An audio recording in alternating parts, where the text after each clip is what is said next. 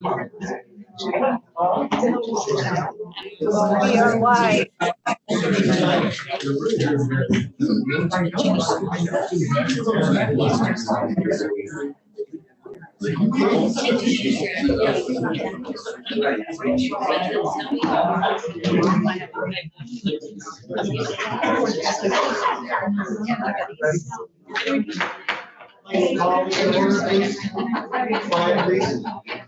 We have Mr. Martin here to say our prayer, opening prayer.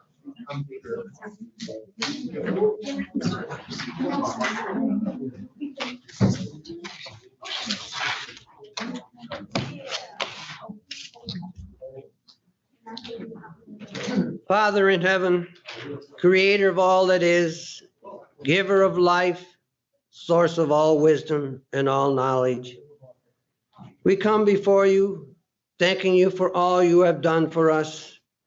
You have blessed our country, our state, our county, and ourselves. We acknowledge that all good things come from you, and we thank you for your great generosity, for without you, we would have nothing.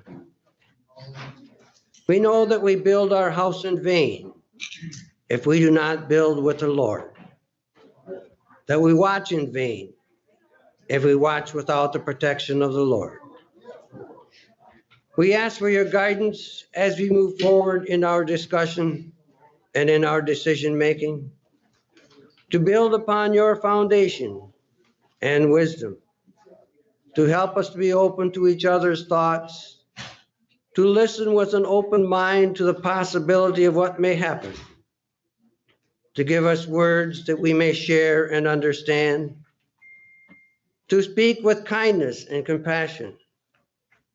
May all our actions bring us closer together to consensus for the good of our community, for the good of our county, for the good of our country. We ask this of you, Father, for we know all things are possible with you. Amen. Thank you very much. So that will bring us to the Pledge of Allegiance and a moment of silence.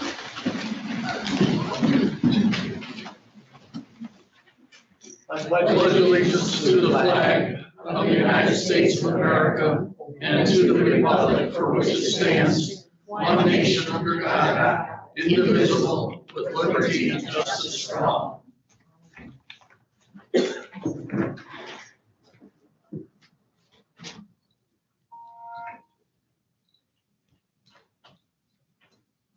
Thank you. We have roll call, please. Commissioner Robbins. Here. Commissioner Rushton. Present.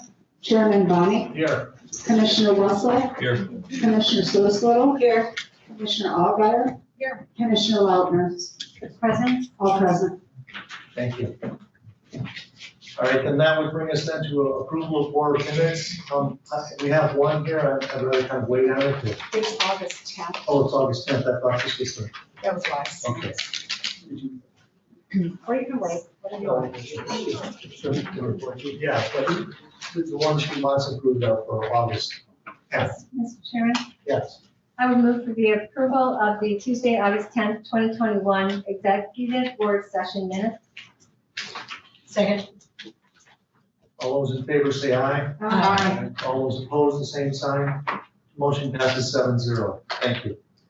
So then we have the approval of the agenda, and I do have two late additions. And one is for the Park and Rec, and I put that right at the top as A. And then the last one would be the letter to Mr. Lindeck, about Mr. Lindeck, and that would I put it as 12C. So the first one, I'm sorry, Mr. It Chairman. will be A right at the beginning. Ahead of one. Okay. And Mr. Chairman, if I may, I'm wondering if we could move the equalization 2029 tax forward since Michelle and Dodie are here. And again, we. Okay. You What would is want it, to number move that to number one? Number one. Okay. So then what do you want to do the Park and Rec after that? Sure. Okay. Thank you. So then we'll make that number, that an A, and Park and Rec will be B. Okay. Then we'll go through the numbers. Does everyone understand that? Any questions about it? Do I have a motion? I move to approve the agenda as amended. Second. All those in favor say aye. Aye. All those opposed, the same sign. The motion passes 7-0. Thank you. So that would bring us now to public comment. So please come forward for public comment, please. Yes. And you will be timed. It's left 5 minutes. I won't need 5 minutes, thank you.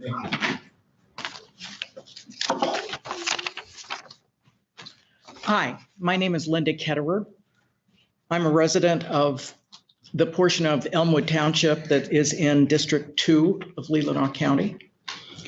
Prior to that, I was in Northport for many years.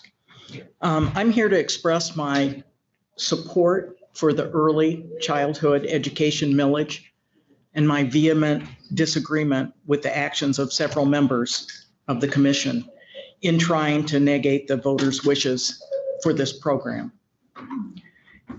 It takes very little research to find study after study that report the broad personal, community, economic, and societal benefits that come from early childhood education investments.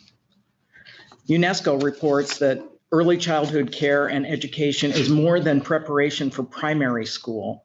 It aims at the holistic development of a child's social, emotional, cognitive, and physical needs in order to build a solid and broad foundation for lifelong learning and well-being. These programs have the possibility to nurture caring, capable, and responsible future citizens. I believe the future of our county and our country depend on our educational system helping develop the adults and leaders of tomorrow. It's our responsibility as citizens of today to give the coming generation the best possible chance. We as voters approve this. We expect you as leaders of this county to fulfill the wishes of the voters. Thank you.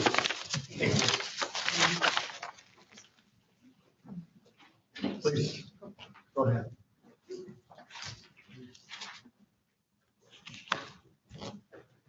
Hi, I'm Karen Paulus. I live in Cleveland Township. I have 9 grandchildren in this county.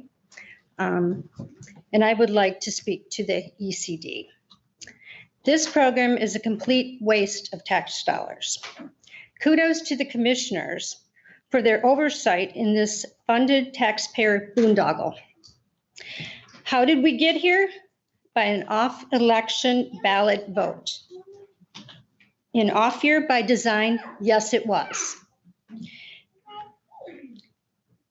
Yes, because it was passed by less than 100 people in this county. Hardly a mandate. And it was less than 15% of the people that turned out for the vote.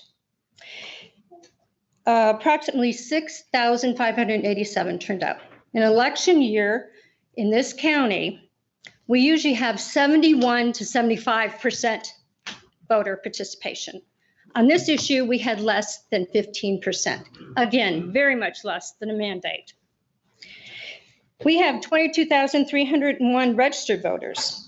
And if only 6,587 turned out to vote, it is much less than 15%. According to the 2020 census, 5 and under are 4.1% of our population in this county. Think about that. The taxpayers are being stuck with what appears to be a government jobs program, which is top-heavy with high-priced administrative costs. Reminds me of a charity where for every dollar you donate, 90 cents goes to administration. Not a very good charity, would it? Not something you'd want to invest in. And furthermore, we're serving only 100 children in this county. 100. Think about that.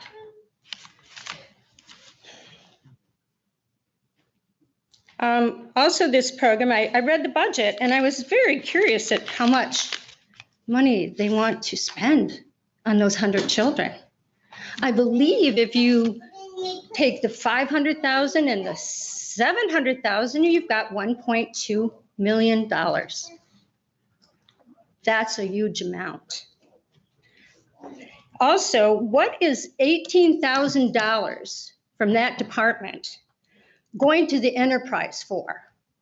$18,000 to a newspaper? Is that pay for play from a government program? Because it sure appears like it is to me. Also, $15,000 to rent, for rent. We have a county building here that has plenty of space. Why would you have to rent a space for $15,000? This is what I mean by a taxpayer boondoggle.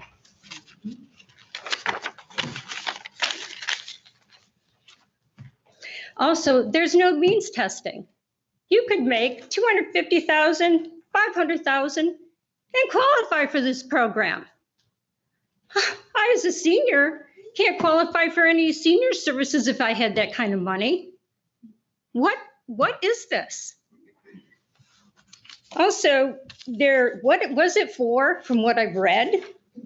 For more guided play groups. Well, I'm sorry. As a mother of 3, a grandmother of 10, I don't need a government agency to get a play group together, and not at those prices. Home visits with health professionals? Who wants that? No young family I know wants health professionals in their home, nosing around, basically. Mental health counseling, that's another one of their goals. Why do we participate in the Tri-County mental health? What are we paying for? We need another mental health tier? I don't think so. Oh, and then they say, we're doing it for the children. Oh, the children. Well, I'm here to say that if you're doing it for the children and for their family and parents, taxing them more is not helping. That's driving them out of this county. You're killing them with this service. Property, we all know. You're 5 minutes now. Well, then, can I conclude? Shameful waste of tax dollars, also known as spending other people's money. Cut the budget. Thank you.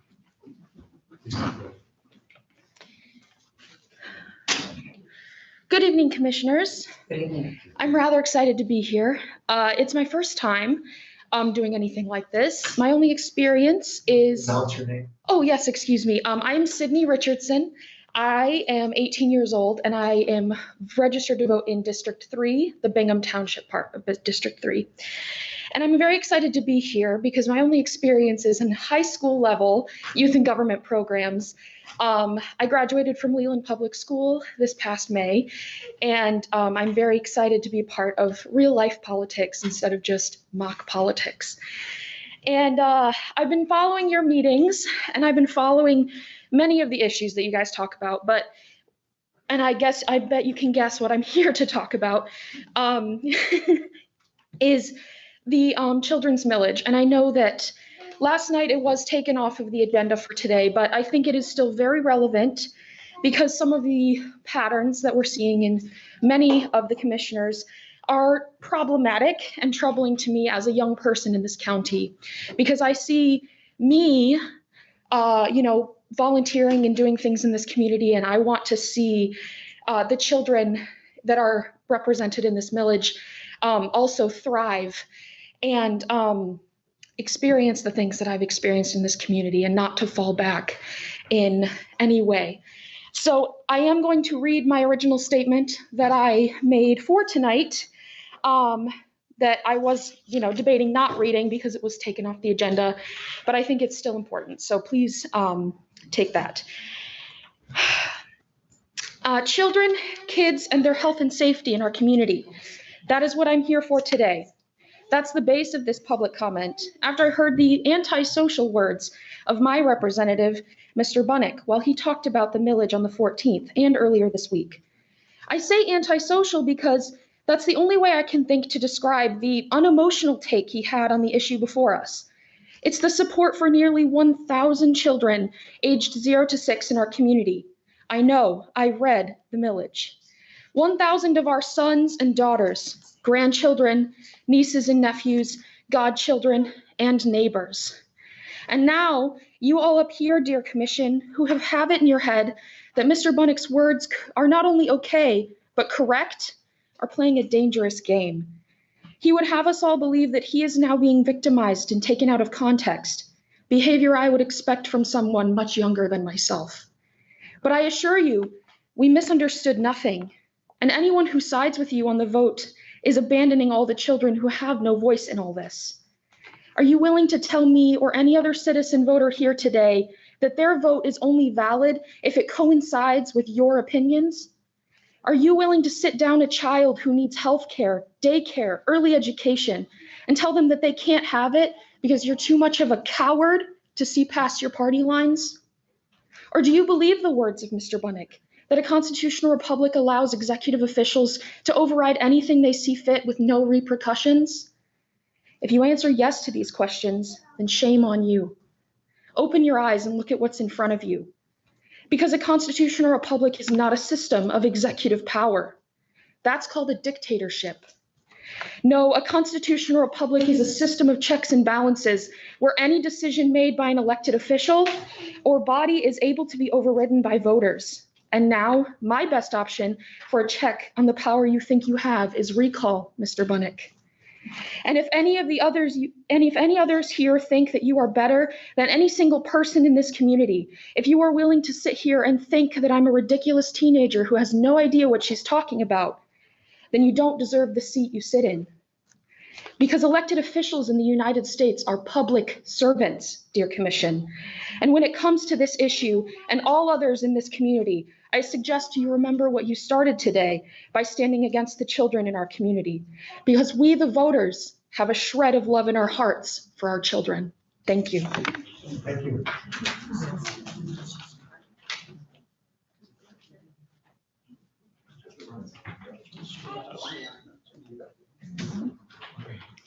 Hello, Commissioners. My name is Amy Smith. I'm a resident of Leland. I have 3 children under the age of 4, and I'm here to talk about the early childhood millage. I want to speak to some of the comments that were made about overspending on our youth, or money that is not being used appropriately for the youth in our community, or people who make too much so they don't need support in their homes. These statements are absolutely outrageous. I come from a family of resources and support. And I have struggled as a mother of 3 young children to find places for them to be, places for them to find their independence and to learn the skills they need to learn to be productive in their spaces. I come from a place that many would say is privileged, and I still use the support of the millage and the money that's coming towards our young children in this community. We may sit here in our places of privilege and think that this county and these areas don't need supports like this because our grandchildren and our children did not. But the reality is our children need all of the funds we can give them, and they need all of the supports that we can offer them, because that is where we make change. We do not make change later in life. We do not make change beyond the time when people are stuck in their views and have chosen the religion or have chosen the standpoint of their lives. We make change with children when we put our funds towards them. My background is in social work, and I work in special education in Traverse City with students from the 5-county region that come to our building with significant emotional and behavioral concerns. And what they all have in common are fractured home lives, fractured backgrounds, and inconsistent care as children. We are putting money in a place where we can make the most change for children in their direction in an early childhood. The first 5 years of a child's life is the most important part in their brain development. Are you aware of that, Commissioners? Are you aware of the research on brain development for children? The first 5 years of their lives is the most important time for making change, making connections, and developing their core competencies, their social emotional ability, their ability to play with others, interact positively, to make connections, to be productive citizens in this world. And if we think that we don't have the money to give children right now for that, shame on us and shame on you. It's the only place we should be thinking about our money. We live in a community right now that the haves and the have-nots are becoming a stronger force. Those that come in have, and they have in droves. Those that stay have not, and they have not with each other. If we don't put our resources in those that are here year-round, and we don't put our resources in our children who are asking for it, then we're missing the mark on a period in life that is ultimately the largest in change for children.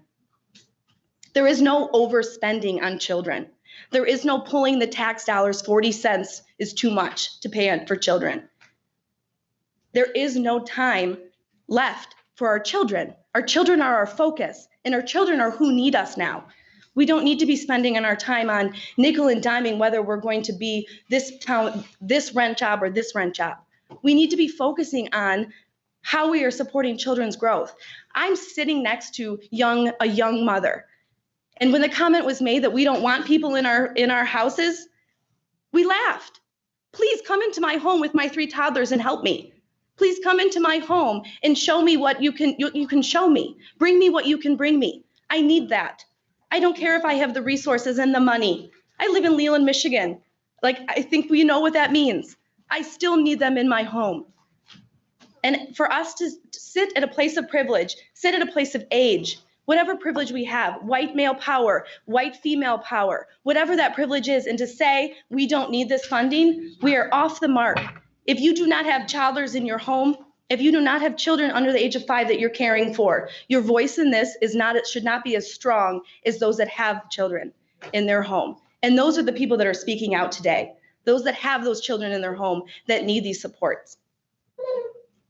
Children up to the age of 5 is the most critical time in teaching them how to be a functional human in this world. And if we miss the mark on this, we miss the mark for them. Please don't take resources from our community, our year-round residents, our have-nots that need this support. Please do not take that from our families that need it. Thank you. Thank you. Karen Zamitis, Leland, Michigan. I take exception to the young lady who has just spoken.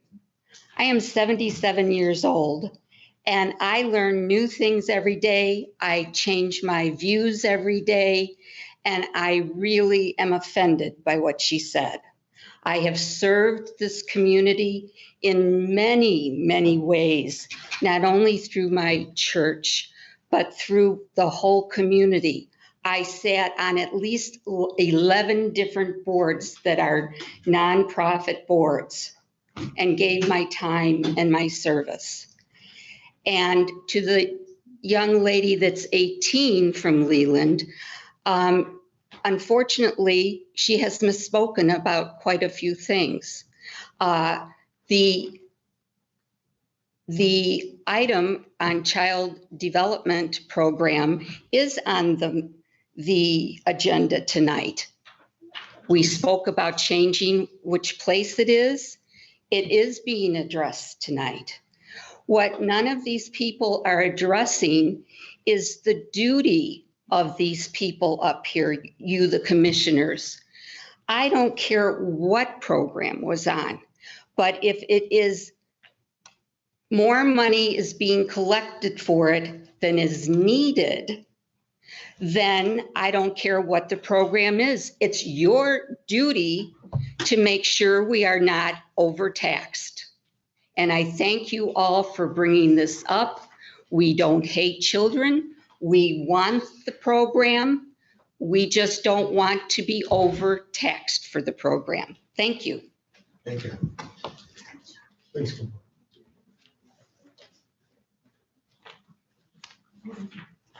Jim Schwantes, Centerville Township.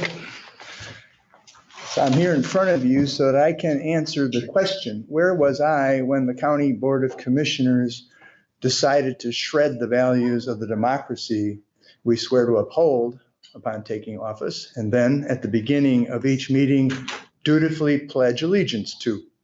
Last week, when the proposed action to zero out the early childhood millage was made, the purpose was obviously being taken to cancel the result of an election that didn't go the way three of the commissioners would have liked. I observed Mr. Bunnick confirming his purpose on the video at that meeting. Rather than honor the will of the majority of the voters in that election, which is a commissioner's duty, 4 of you decided to disrespect and nullify that vote. An act of malfeasance, in my opinion. This was a starve the beast action intended to kill early childhood services by canceling the funds needed to provide them. Yesterday, you met with strong opposition to that effort.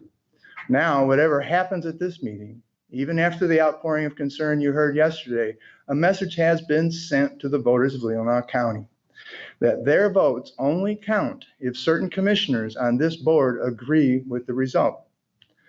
What is going on here is a local version of what I see happening at other levels of government as state legislatures seek to encumber voter access, and at the federal level to delegitimize election results with unfounded claims of fraud.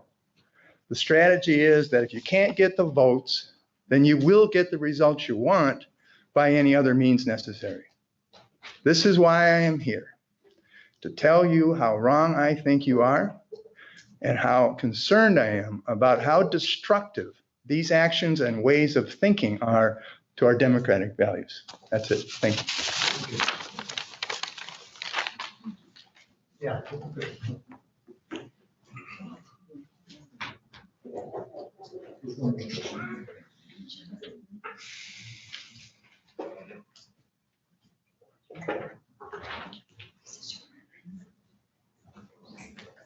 Good evening. My name is Lawrence Bunchek. I live in Leelanau Township. I'd like to speak to some of the references to the issue of early childhood development. And rather than forcing upon you the emotion of the circumstance, which you have heard so far and will probably hear hereafter, I'd like to point out some factual circumstances that might weigh on your consideration. This program was enacted in 2019 after an election where only 1/3 of the eligible voters in Leelanau County voted. Only half of them, that is to say, only half of the 1/3 that voted in favor of it, and it won by 100 votes. If that is portrayed as the will of the people, I have to disagree. What has the program accomplished? A lot of emotion might enter into considerations, but factually speaking, how many children has it served? In what ways? How many employees does the program have? And at what cost? The Leelanau Enterprise at the time of the election pointed out in an editorial that the main beneficiaries of that proposed program were those employed by the program. That's to say their salaries and their benefits. There aren't that many children in Leelanau County that need such a program, I'd suggest. By comparison, my church, I won't name that church, has a preschool program with 2 teachers, 15 students, and an annual budget of $73,000. I heard someone earlier in their comments suggest that the number of children served by this program was 100. Now, I don't know if that's true, because I have seen nothing that tells me how many people participate in the program, how many children are actually being served. But if it was 100, the cost per child is $7,300 per pupil. That's a lot of money for a program that does what it does, no matter what it is that it does. Ultimately, this is another big government program. It costs too much, accomplishes too little, and does so at the expense of the institution that is the family. Children of tender years need their mothers and their fathers. They don't need public school teachers. And their lives are severely affected by having been taken away from that service. I thank you. Thank you. Sorry about the interruption. Sorry. Please.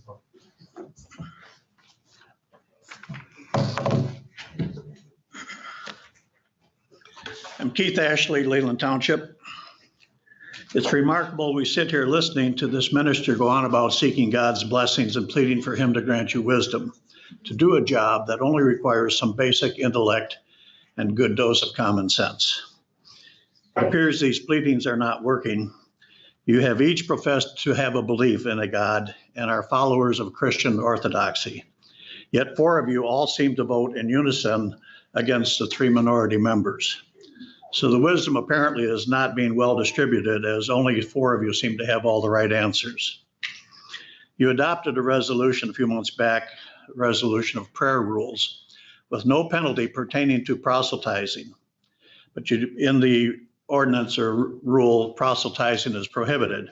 Yet the minister at the last board meeting invoked Christ's name in closing his prayer. Since you only invited Christian ministries to pray for you, that's no surprise. Invoking Christ's name in prayer in this forum is demeaning of those here who don't recognize or accept him as a meaningful figure. But it adheres to the goals of the Evangelical Theological Society, which is to advance the praying in the name of Jesus Christ in the public domain worldwide. It borders on proselytizing in that some of us have to sit and listen to this against our will and principles if we want to attend these meetings. Our government was founded on the separation of church and state. This exposes this board to potential legal actions and must be stopped. The courts have recognized and okayed invoking God's name, which most religions accept. Invoking Christ's name is another matter. Keep in mind, this is a gathering of some Christians, but it is not a Christian gathering, and there is a difference. When it came to mask mandates, you seemed to listen to the verbal outcry at the last meeting, as opposed to the numerous letters and comments favoring the mandate. So it appears sometimes you listen to what people demand.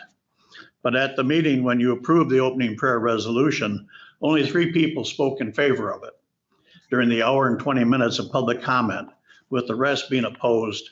And the letters to this board and letters to the editor of the Enterprise in opposition were overly opposed. Yet you went ahead and approved it 4-3. Your minds were clearly made up and not about to be swayed by public opinion in that case. It's becoming obvious with the recent surprise pronouncements brought to this board that the 4 of you are meeting or conversing outside the public forum and getting your ducks in a row. Motions made out of the blue and immediately supported amongst the 4 of you with no discussion tells me you planned this ahead of time, or you are blindly following along in a partisan manner and not doing what you are elected to do and charged to do, which is to govern this county in a responsible manner. Blind adherence to a party position with no serious discussion of the pros and cons is not responsible and not what most people expect. This is particularly noted when you attempted to vote to reorganize and hire 2 department heads for $250,000 plus expenses with little discussion as to why. Your ducks were clearly lined up on that. Chairman Bunnick, your recent pronouncement that the BOC can and should change the outcome of people's votes if the BOC feels that people were wrong is stunning. Nowhere on the ballot does it offer a warning or a caveat to the voter that this vote is subject to the approval of the BOC or to the chairman of the same. You explain this is a constitutional republic. When the people make a wrong decision, we, the county board, are here to make sure that that doesn't go on. That's the idea of a republic. When asked to clarify, you said that if the public vote is taken and we think it's wrong, it's our job to nullify it. If you are correct, This board should remove the 3 Democrats on this board. You surely don't think that they belong here in favor of having a Republican in their chair. Your statement smacks of dictatorship and further exposes the county to legal action. The votes by the majority in the entire county is the determining factor in what the people choose, not the votes in your particular district or your particular likes or dislikes. Thank you. Please, please, there's no demonstrations, no standing.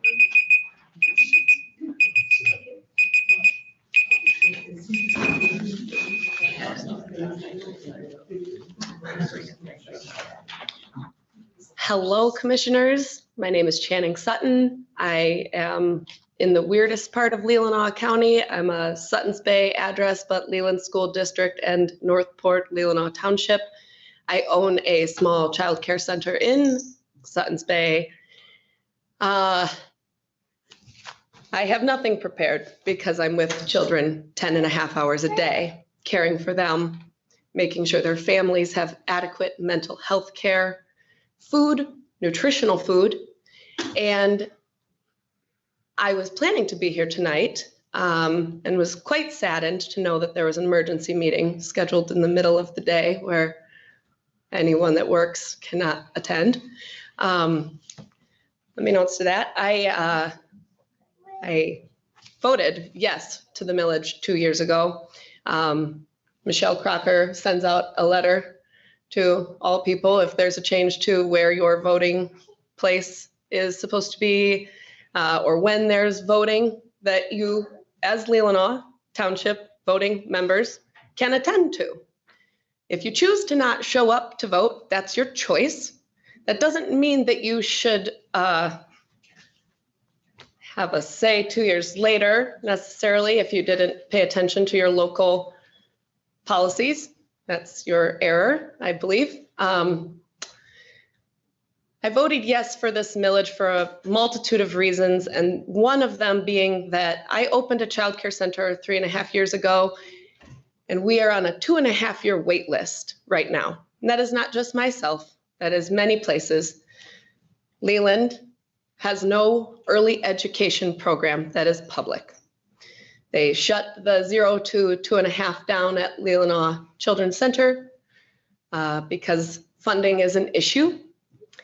There is not one in Suttons Bay anymore either. There is not one in Northport. So it falls upon private business owners like myself to take care and manage the 0 to 3 community, which is extremely difficult without a lot of public funding because our ratios are 1:4 for children 18 months and under. And it requires a lot of energy and certifications and time from myself and my staff required upon LARA licensing and local government to be able to legally care for people's children every day. It makes me very sad knowing that there is such a need in our community for the youngest members of our society, and that when the Board of Commissioners chooses that publicly voted funds should be directed elsewhere without our knowledge or a recall vote, it makes me feel very, very angered towards our local government system. I ask only that if you choose to redirect the funds from a millage that was voted yes, even if it was a small amount of our community, if it was a millage that was voted yes upon, that there should be another public vote if you would like to redirect the funds for early childhood education. Knowing that we have wait lists of, I'm going to say, at least 2 years at most places for service under 3 years old in this county that is being flooded by people coming from the pandemic, getting out of their very busy city lives where they might have been able to have a nanny or other large publicly funded early childhood education programs, that this not be cut because there are so many families that don't have any care for their children right now. Parents are either having to work part-time, or a parent is having to stay home to take care of their children, which ultimately affects the Leelanau economy for years to come.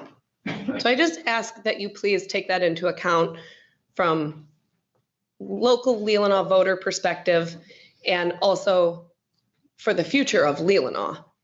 Thank you very much. Thank you.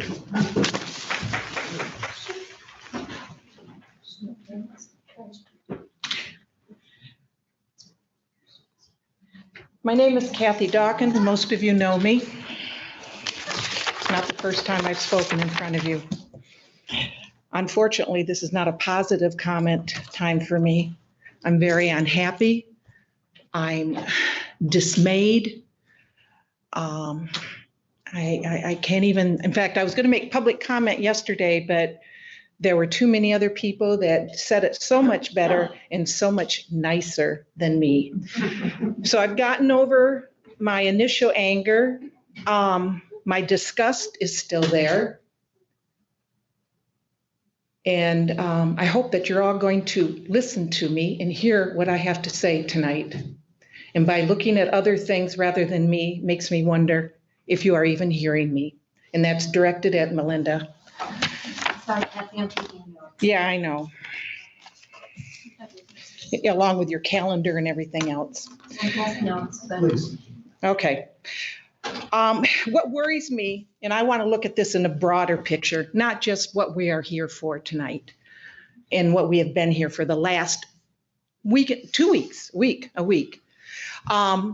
This board seems to have taken a route away from what the constituents, the voting residents of Leelanau County want. Several years ago, we had a motion to give certificates regarding right to life to students from St. Mary's Catholic School.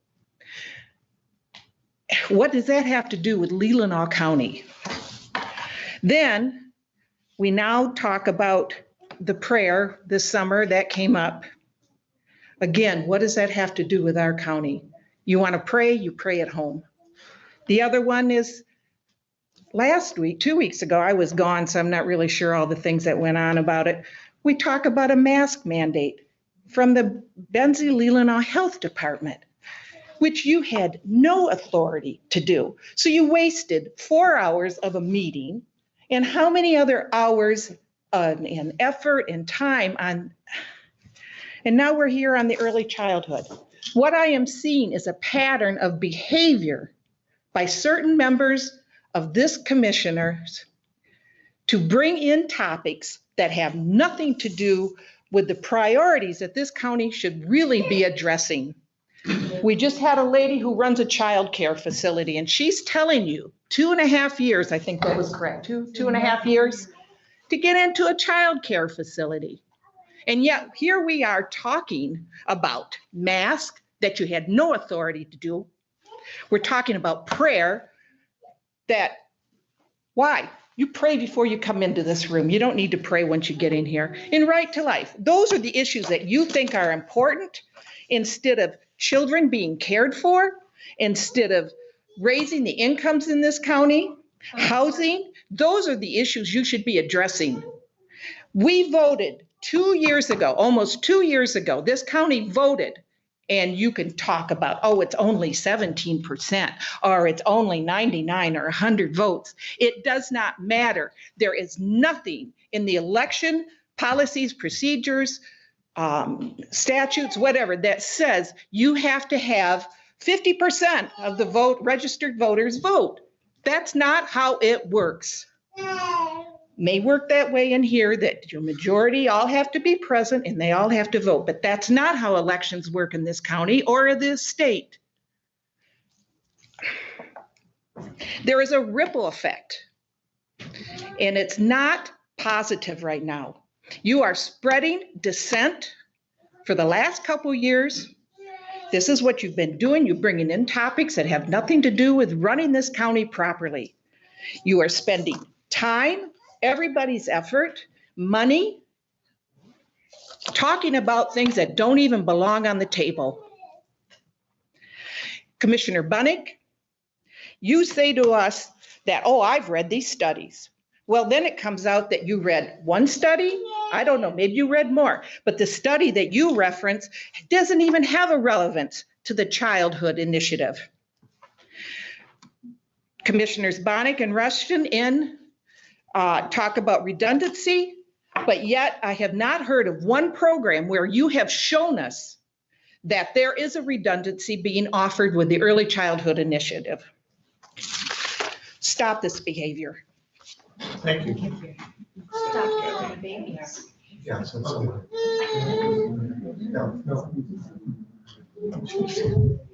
Go ahead. Okay, hi, my name is Kathy Bartel, and I'm a resident of Casson Township and very happy to be part of Melinda Lautner's area. I celebrate differences, and so I welcome everybody here just to hear some of my comments.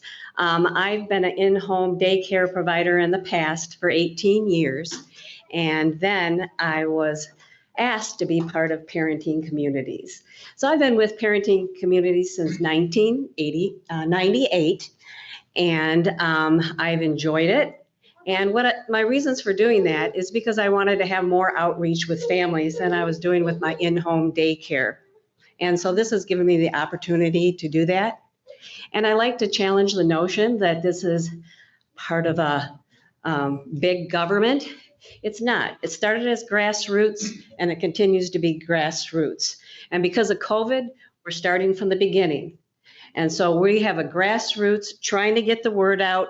We've been talking to the Record Eagle, putting some information in there. I know that's a big expense, but it's one way to get the word out there.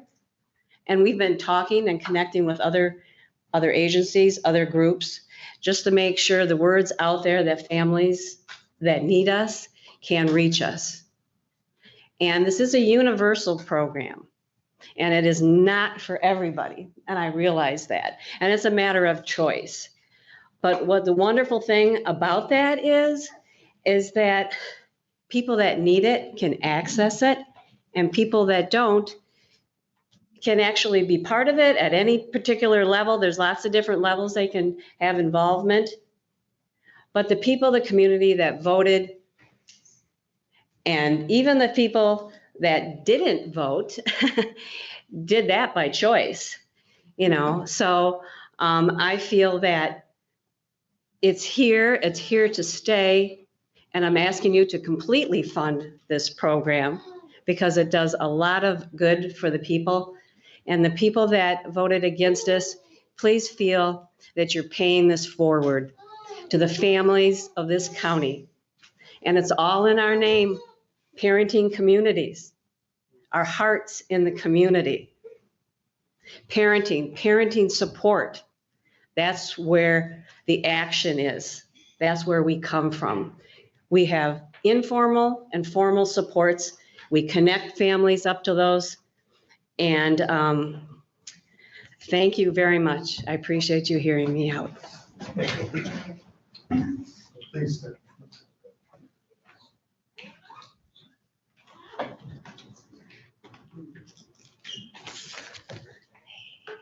Hello, my name is Janae Rowe.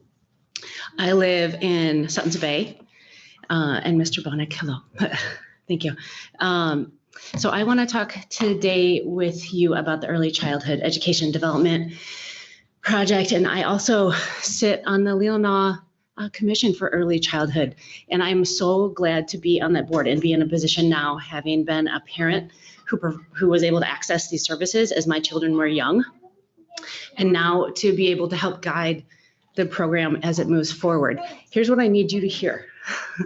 I need you to hear that this program has been in development since 1996, and that we are handing you a vessel, a beautiful bowl the community has made for so many years. We've cared for it and we nurtured, and we have like generations of educators, parents as teachers who are providing these in-home care services. We need 5 healthcare, parenting communities, people in our homes. Right now we're ramping up. Imagine this. They've had money for such a short period of time. In any business, you would never cut off a launch year. That's what we're in. It began in the beginning of this year. Programs could really start to be provided in spring and summer of this year. You're at barely half a year of services. Everybody is intensely busy in the summer working services. Now we're back to school. Now our families need support. Now we're going to need those resources that haven't been spent yet from the budget. So I need you to really hear that this is, I'm a young businesswoman as well. It doesn't make sense to me that you would cut it too soon. Okay? I need you to support this in some way. There's a way forward for us all. And I think everyone I see up at the table believes that early childhood education is really important. I don't see anyone here who doesn't believe that. So I just really hope that you listen well and that we can find a way forward. Thanks. Thank you. Thanks.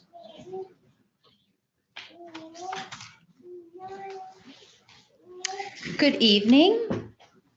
My name is Jackie Anderson, and I live in Bingham Township. I vote in District 3 of Leelanau County.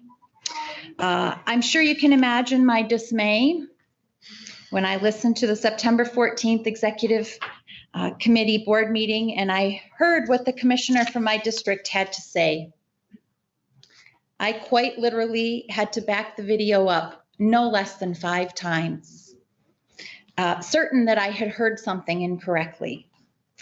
Then as I continued to listen, another commissioner asked him to clarify what he meant, and he actually agreed and confirmed that it was the Board of Commission's job to nullify a millage passed by the voters if the board feels they, and I quote, got it wrong. This is a dangerous precedent, and I encourage everyone to wake up and pay attention. If this behavior is allowed to continue any further, then I ask, when does it end? Can the commission also nullify fire and sheriff departments millages, school millages, library millages? The list is endless. I was unable to attend the committee of the whole meeting that was held yesterday. I had medical appointments that were unable to be rescheduled. I appreciate that technology is being used so that I could watch the live stream after my appointment and then the recording again later in the day. Yet while doing that, I once again found myself disheartened, Mr. Bunnick. This time I heard the commissioner who represents my district claim that we misunderstood his comments and took them out of context. Now I ask you, Commissioner, to please stop insulting us. I assure you that I took nothing out of context. You had several opportunities in the September 14th meeting to correct any misunderstandings. I am a lot of things. I am a mother, I am a wife, I am an occupational therapist trained in the treatment and rehabilitation of many physical and mental illnesses. I am a friend, daughter, neighbor, sister. I too am a Sunday school teacher. I am a coach. I am a caregiver. I am a community volunteer. I am a cancer survivor. I am a strong and fierce woman. And right now, Mr. Bunnick, I am angry. I am angry for the young children of our county, the most vulnerable, who cannot speak for themselves. I am angry for the women of our county, who statistically bear the majority of child care responsibilities, who are now fearing that they are at risk of losing access to support services. I am angry for the working parents in our county who struggle to find quality daycare for infants, and we're hopeful that this millage might bring some innovative solutions to a real problem. I am angry that the fine people of Leelanau County have spent the past 2 weeks wasting valuable time and emotional effort dealing with this issue. I hope that all of you noticed how many people spoke at yesterday's committee of the whole meeting. Some stated they had to take time off of work to be there. And so now this board has cost good, hardworking people of the county time and wages. I am an educated voter who believes strongly in the process of we the people. I have voted for both Republicans and Democrats during my adult life. This, sir, has nothing to do with either party. It has to do with your poor character and lack of moral compass. This is manipulative, dishonest behavior and represents the very worst of humanity. I urge you to save the people of your district the time and expense of recalling you, and I ask that you remove yourself from office immediately. You, Mr. Bunnick, do not understand the definition of a constitutional republic, and you have no business holding office, yet alone making decisions that affect the lives of our children, our children. Mr. Bunnick, my name is Jackie Anderson, and you will be seeing me again. Thank you. Next.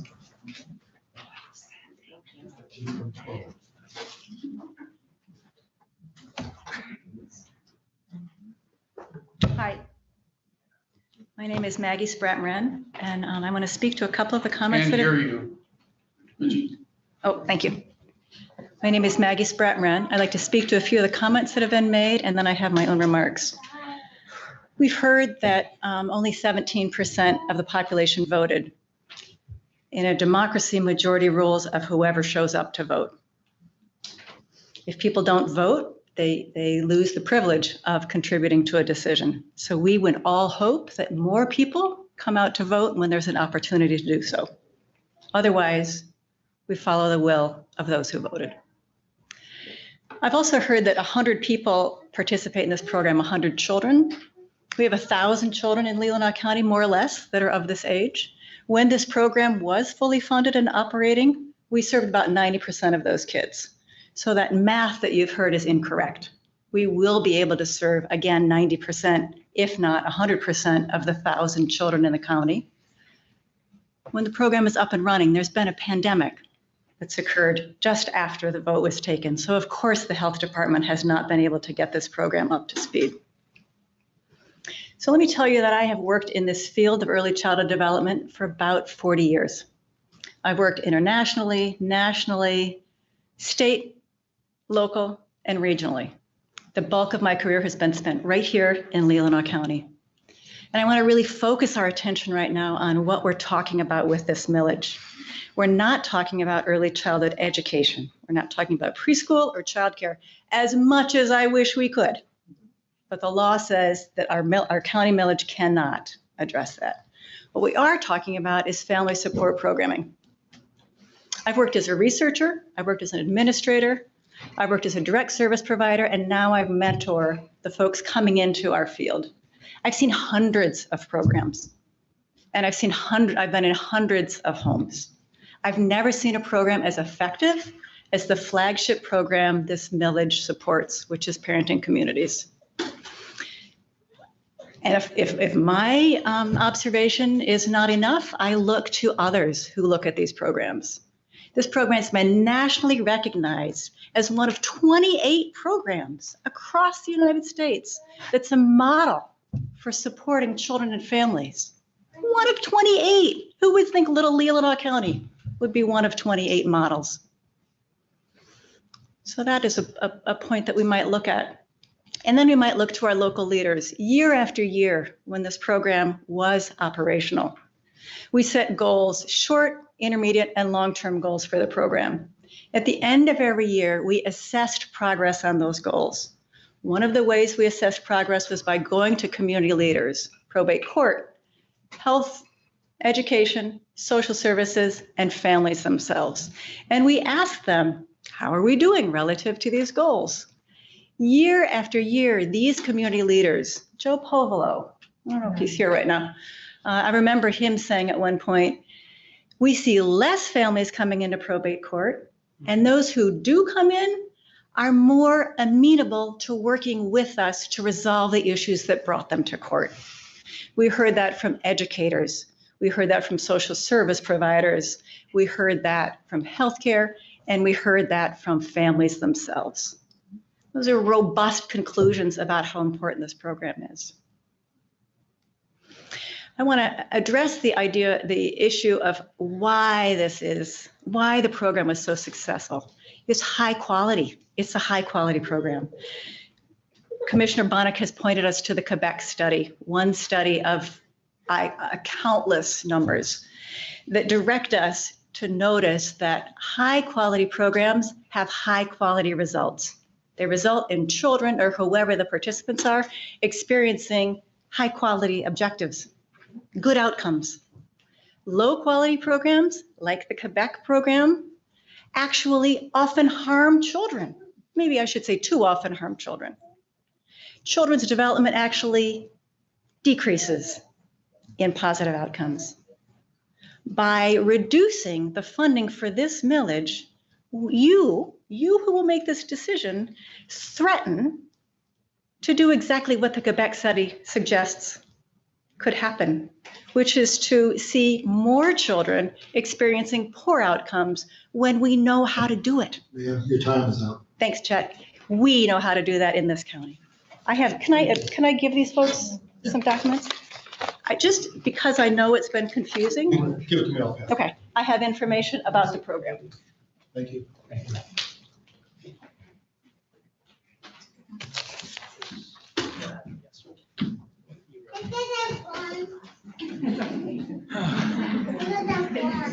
Hello.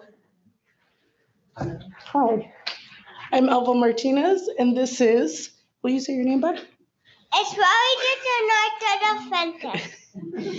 And I came today to show you one of the many faces that does use this program to help benefit him, as also a child who I also went through the program. My older daughter went through the program as well, and we know that it is something that does work. On top of being a proud voter, my first time voting was in 2008, and I thought that our votes all counted. So I come here with both of my children. I only brought the one that this impacts directly up here for you to see a face. I figured the best way to do it was to put a face to somebody who is in the program that benefits from the program. I'm proud to say he's in this program, that I've used this program. He struggled with breathing problems, and I thought that he was lacking verbal abilities. It wasn't the fact that he was lacking verbal abilities. We found this out by going through the communities program. And he ended up having to have surgery and has since thrived. And the doctors, who made me feel like I was going crazy, but weren't listening to me when the parenting communities did. And in fact, there was something very wrong with him. And because of that program, he's been able to flourish. And he just started going to Leelanau Center. And I just wanted to make sure that there was a face to the many children that do use this program, on top of the other parents that have not been able to bring their kids here, that I have also helped watch so that they could get a little bit of a break. But I just thought that if anybody could see a face like this and vote no towards hundreds of other children that really use this, and I know that there's lots of parents that don't come and speak because one, they don't speak English. I just thought that I would stand up for them and speak for them and be proud enough to show my son and my daughter that it does matter for us to speak up as a community, to make our community a beautiful place that we know it is, as long as we are able to do the right thing by all that live on it, not just the few. And that's all I have to say. I just wanted to let you guys know. You say bye? Bye.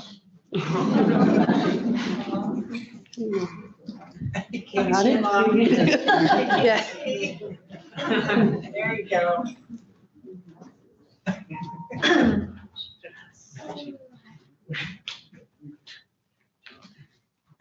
Hi, this is Elizabeth Rotula, and this is Sophia. We've been part of the program since last fall. When we start going to the play groups, some days we had just one extra kid, or it would be just my child. But we have had playgroups that we have had 25 kids to play with. And it's been so good for my daughter to see other people, to see other kids.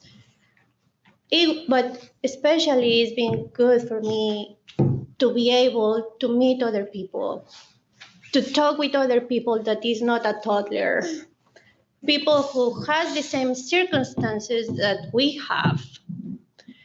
So at that point, I think it's important, even if it is just one kid, or if are 25 kids who go to the playgroup, it's important for those parents to be able to go out. In my special case, I can say that going to the playgroup every week was a good reason for me to go out of the house, to not get depressed or being isolated.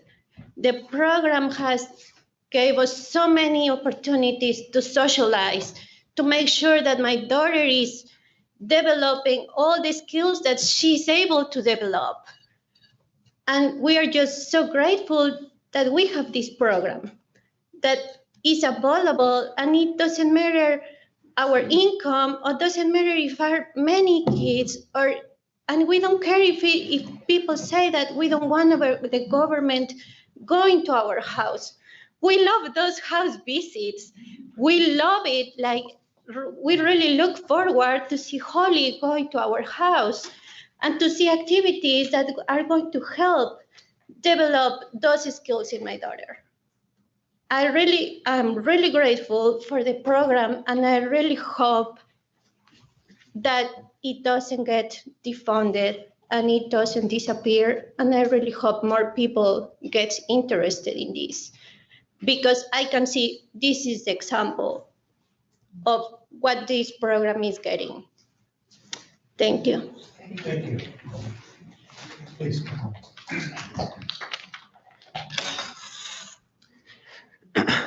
My name's Taylor Moore. I'm a resident of Cleveland Township. And it's no coincidence that people are afraid, fearful of this program being defunded. During the break after the first public comment yesterday, I heard Commissioner Bunnick give a TV interview in the hall where he said that it was never about eliminating the program. It was the first time that I had heard him say that. Those same sentiments were echoed later in the meeting. Commissioner Bunnick, you later said at the end of the second public comment that your comments from last week were taken out of context. You're alluding to the media. You said, quote, "They take it out of context from what is being said and then try to make it more sensational." You said that you were looking at the budget. Commissioner Rushton, you said you were looking at the budget and trying to decide if we needed to add funding, take away funding. Your attempts to gaslight are insulting to me. Many people, many mothers spoke from the heart, shared their stories, and it took a lot of courage for them to do so. And then we heard from educators and social workers, current and former superintendents who were supporting this program and were rightfully worried. And then you say that we're never going to eliminate this program. We're never going to eliminate it. That your objections, your issue with this is, it's out of place. I'm worried you're going to do the same thing tonight too.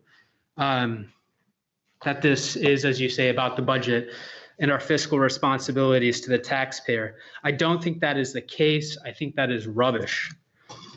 I had watched the recording of the executive meeting on September 14th, hoping to hear more from this commission's efforts to support racial equity in this county. I was shocked by what I heard this time around. So I went back and I watched to make sure I was in fact not mistaken. I was not. It was clear that this was not about the budget. This was about eliminating the program. You were threatening this program. Commissioner Bunnick, you listed all the wonderful community programs that exist in our county, And you said that early childhood development was, quote, tremendous redundancy. So in all of those programs that you listed, that, quote, I don't see any need for this program at all.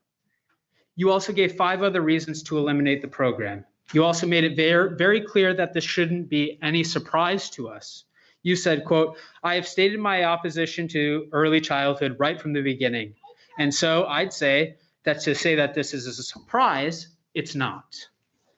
Commissioner Lautner, you said that you were going to roll back dollars based on the very fact that the program has not been successful. This commission couldn't even figure out how many families had been served at that meeting, September 14th. You could not have been able to evaluate the program without that knowledge. Commissioner Rushton, I heard you say that this was not about eliminating that program in the meeting, but you also gave strong opinions that this is a redundant program. And what I heard is that you think that this program shouldn't exist at all. Commissioner Rick Robbins, you asked for some facts. You said, or pardon me, I heard that you wanted more facts, that you didn't know them, that this group was scrambling for facts. Yet, you didn't know the facts, and I don't think you really necessarily were I don't think you were interested in the facts. You didn't know how much money was still needed. You didn't know how many families, how many children could be affected by this action. For someone watching the meeting last Tuesday, it would be entirely appropriate for them to think that you were trying to cut the program. And given your arguments, it's clear that you do not want to support this program. You've proposed decreasing the millage to 0. Why would any person think, given your arguments, that you would reinstate or not just simply vote it down again to 0? It's clear to me that you didn't want this millage from the start and that you have no desire to see it continue. I do not believe that we should decrease the millage, even though there are funds yet to be spent. Excuse me, sir, your time is up.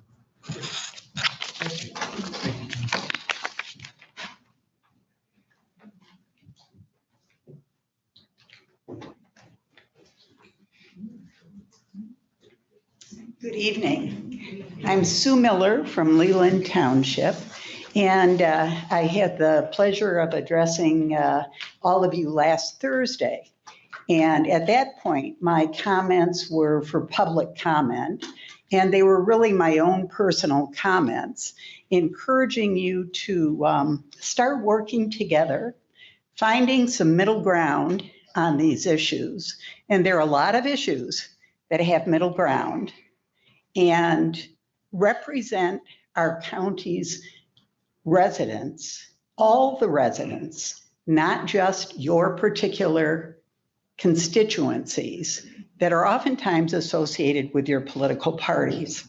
So I hope that that sunk in, and the thinking tonight and the decision-making tonight will reflect that. Tonight, I'm actually here to represent the League of Women Voters. And our league, as we do in so many cases, has taken a position on this particular issue of the early childhood millage. And it's nothing new, because 2 years ago, we supported this millage. And we supported it not based on our personal opinion, but based on the fact that the National and the State League have a position on early intervention for children at risk that supports policies and programs that promote the well-being, development, and safety of all children.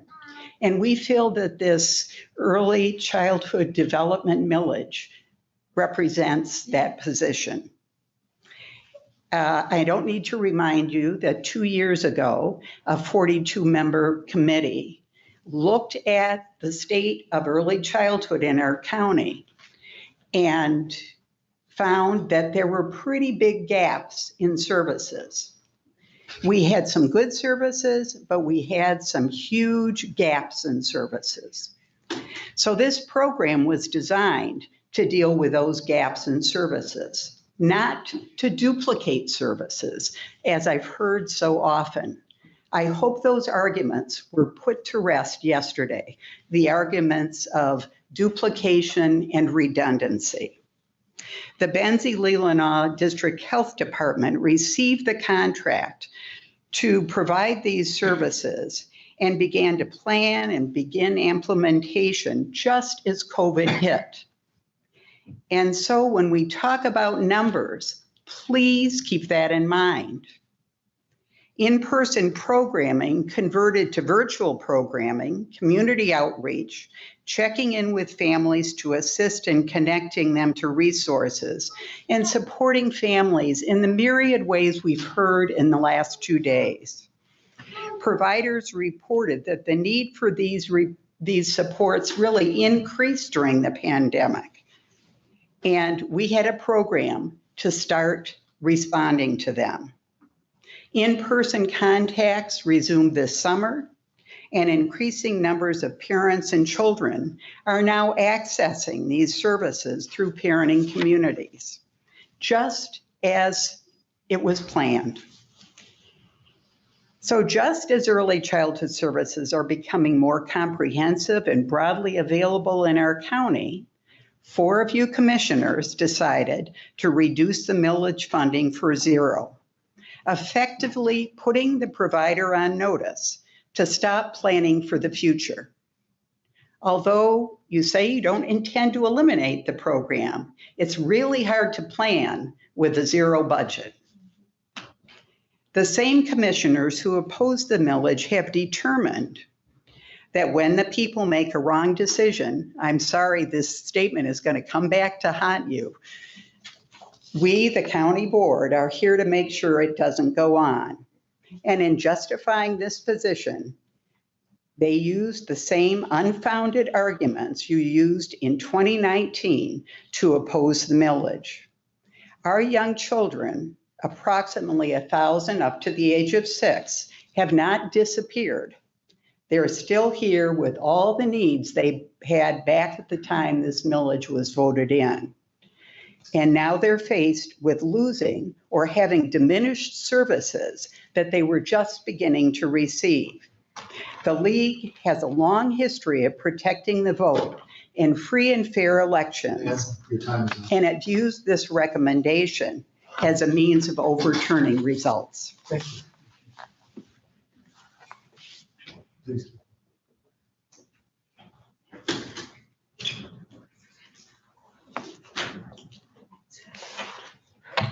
My name is Lisa Murphy, and I live in Suttons Bay. Mr. Bunnick is my commissioner. I did not vote for him in the last election or in any election, if truth be known. His view on our county, COVID, masks, and early childhood programs is just the tip of the iceberg on things we disagree on. I am not alone in not voting for Mr. Bunnick. About 1,700 registered voters in his district did not vote for him either. Some because they supported the other candidate, some just didn't vote.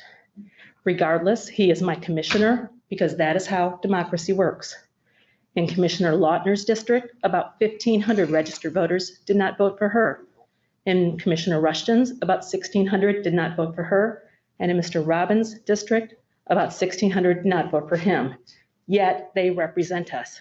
At least that's how democracy is supposed to work. I note these figures to show the Republican commissioners that there are over 6,000 people that did not vote for them. 6,000 people whose views differ from theirs, and 6,000 people who deserve to be heard and represented. So as a voter with a commissioner that holds very different views, how do I and people like me let our commissioners hear our voice in the representative government? We do it by presenting ourselves in front of this board and by public comments in writing. I looked back at the May 18th, 2021 board meeting. Commissioners received about 40 letters or public comments concerning 2 issues. The first, prayer during board meetings, and the second, removing human resources and finances from the clerk's office, an office I know that had an outstanding reputation and numerous commendations, including commendations from this board. The public comment on public prayer had 2 letters or comments in favor of it and 24 against, including a letter from 6 attorneys with legal concerns about prayer. How did the public comments lean on the issue of restructuring the clerk's office? There were 0 comments in favor, 14 against, and 2, asking for more studies before making this decision. Republican commissioners approved both of those issues by party line, 4-3 votes. We now find our 4 Republican commissioners defunding a voter-approved millage for early childhood. Commissioner Rushton is quoted as saying, "I have heard nothing but complaints about the overtaxation about this particular item. We are taking money from the poor." Commissioner Bunnick is quoted as saying, "This program taxes those with limited incomes, the elderly, the poor." I find it interesting that they had no such taxation concerns when creating 2 new departments when restructuring the clerk's office. Commissioner Lautner stated that her district didn't vote for the early childhood millage, nor did she believe any of the other commissioners' districts did. She also stated that the vote was on an off year. Only 33% turned out. All reasons to justify defunding this program. I want to clarify that. Over 1,500 of the people you supposedly represent did indeed vote for this millage.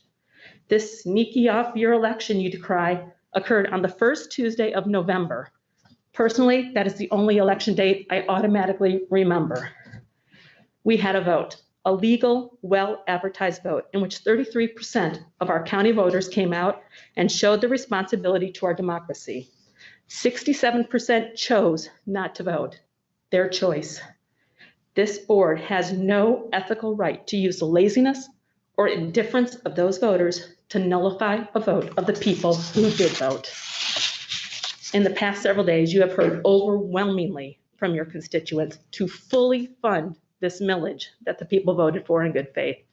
I say fully because I have a feeling that we're going to hear a compromise proposal tonight to partially fund this. That is not what the people voted for. They voted for this to be fully funded.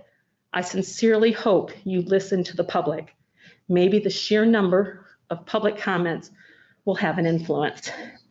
As for me, my faith in you, Mr. Bunnick, and the board is gone. My voice and the voices of many of your constituents has been ignored for too long. Therefore, I will gladly support any recall efforts that are being made against you, and I strongly encourage any other people that feel that they are unheard in their districts, in the districts of Commissioner Rushton, Lautner, and Robbins, to do the same. Thank you. Please.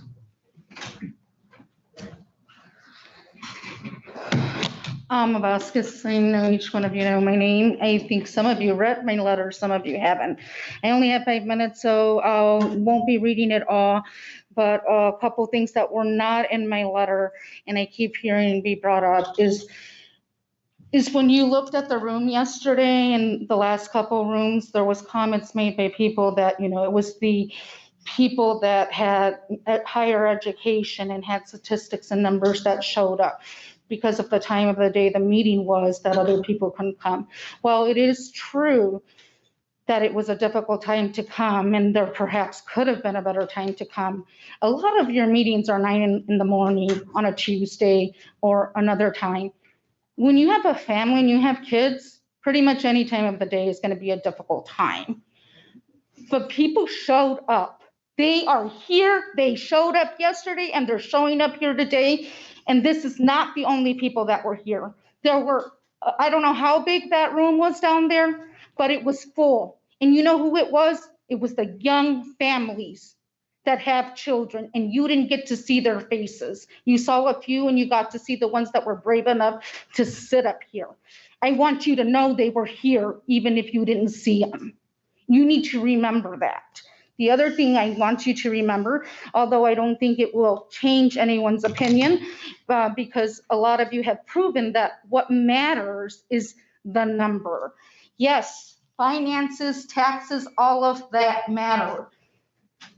Was somebody losing a life out there for it? Was somebody embezzling? No.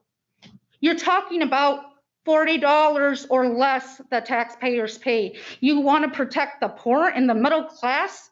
You're trying to take the very programs that they pay into as well, but they actually get something in return and actually helps prosper them, but also each and every one of you. So I want you to remember that.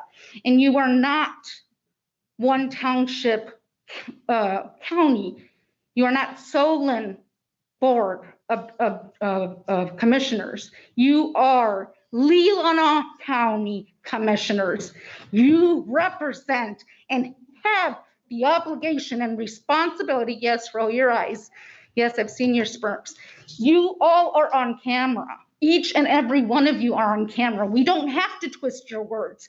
Anybody can replay, rewind, word for word. So you can try to twist our words and misrepresent what we want, the people, the voters, the taxpayers, all you want. But they are able to see live. New York Times can pull it up and see it word for word. We're not twisting you. You have a decision today, and the whole world, not just Leelanau County, will know who you support. Are you for your own little bubble and people that look just like you and act and think like you? Or are you for all people and for helping the very backbone that keeps Leelanau thriving and businesses going in Leelanau County? And that is young families. Keep kicking them out. Do you just want all retirees that look like you? What kind of early childhood development quality would you like your children's children to have? If it was your child or their children, what kind of early child development program would you want? You should not want to provide any less to any one of these families, regardless of who they are and what they look like and what their background is, because every single person matters, whether they voted for you or not. Everyone knows if you want your vote to count, you show up to the polls. You don't show up to the polls, you don't get a say. I've told people who don't register to vote at all, you have no right to complain. You're not even registered.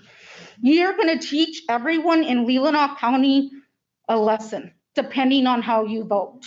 You're going to teach them if they want to have their vote counted, they need to make and change their schedule like the rest of us do, including taking vacation time if needed, and make it to the polls. But if you decide to overturn it by your words that were used, you will be teaching them that those elections don't matter. So if the elections don't matter and our votes don't count, and funding things that help our county thrive don't matter. Well, just a reminder, we're a village, and thank you to my village for showing up. And we have more to talk about AD law. He was rude when I came in.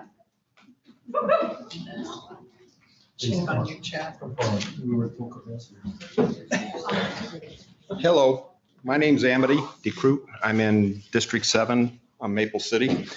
And this millage was voted in 2 years ago. And over that time, Bill Bennick has done a little study, and maybe a few of others, as to how much has been spent over that period of time. The coronavirus has been a part of that, so the study is probably skewed a little bit.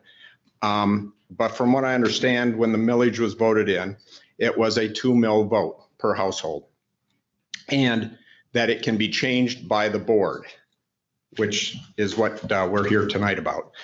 And over that period of time, the money has been collected from the Leelanau County people, and there is extra money in the bank. My money and everybody else who lives here is just sitting in the bank. If that money was needed over the last 2 years, it would have been used. And if you lower that millage tonight a little bit, it can always be raised back up, because from what I understand, when it was voted in 2 years ago, or in 2018, it was for 5 years, and then it would have to be renewed. And everybody gets to vote again when that comes around. So the lowering of the millage will keep the balance in check. And if it has to be raised, then it can be raised again by the board if the money is needed to help the families. No matter how much money is in the bank, how much money is spent on each and every child, over time is not really going to matter. What most children need cannot be made up with money. And that is a stable household with a stable family. A mother and a father that take care of them. I know that over time they have to go to daycare, have help and stuff like that. But what most families need is just a stable household, and no amount of money thrown at that is going to make any difference. Thank you. Thank you. Let's bring it in.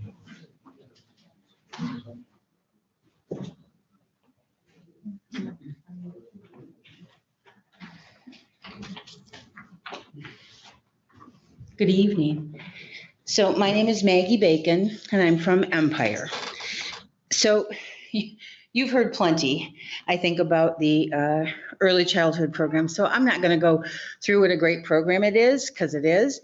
But what is actually more concerning to me is the evidence of a developing pattern, one that's consistent with saying that the research and the science doesn't matter to some of you, whether the issue is early childhood or the safety of our schools. Any claim of a lack of scientific evidence in relation to the wearing of masks is simply absurd. Equally true seems to be a lack of understanding of our model of government. It is not a republic. It is not a dictatorship. It is a democratic republic. It is a complex beast, and that may be the problem. We function on principles that are common in both republics and democracies. A republic is a political order in which the power, can you tell I'm an educator? In which power lies in the body of citizens who are entitled to vote for officers who represent the people. But our founding fathers seem to have known that this day would come,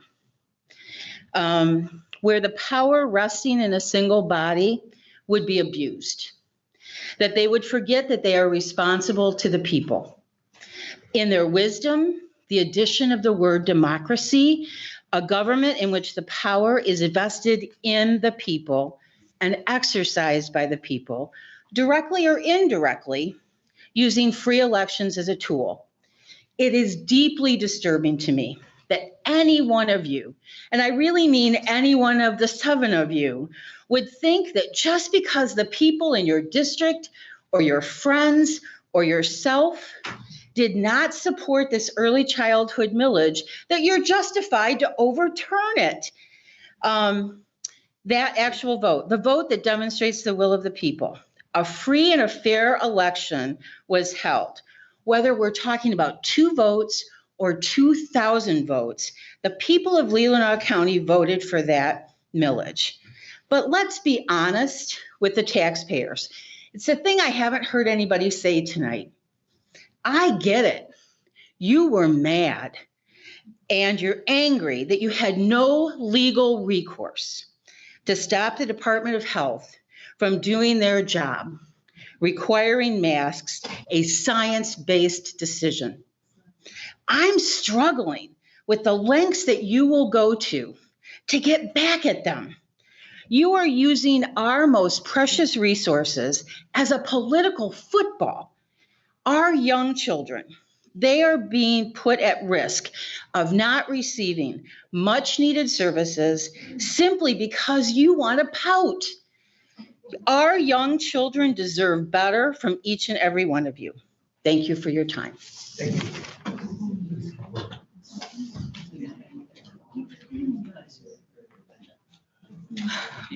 Hello again. Jan Frazee, Centerville Township. I addressed you all yesterday. Mr. Robbins, you weren't here, but you were to receive my email about my thoughts. I had prepared something I was going to say tonight, but I don't want to reiterate what I said yesterday or what all the experts so beautifully testified about the quality program for early childhood services and just the tremendous job it's doing in this community. I think we've heard all of that. We've also heard from quite a few people about how disappointed and angered they are at many of the actions that this board has taken or not taken over the last few months. So I'm not here to debate that either. What I am calling upon you tonight is I absolutely want you to, as you know, fund this program fully, let it be successful and carry out its mission. But the real challenge is I would really like you to come together and do the right thing here tonight and to work together as a board that cares about every person in this county and their votes. You have an opportunity to gain back some of the angst and the dissatisfaction and anger that's been happening for quite a long time. You know, this board is at a rock low point as far as community confidence and your ability to represent everybody in this community. And I really challenge you to take this opportunity to change that and to move forward, put your personal agendas, your personal thoughts about any of us who come up and said anything from any side here tonight.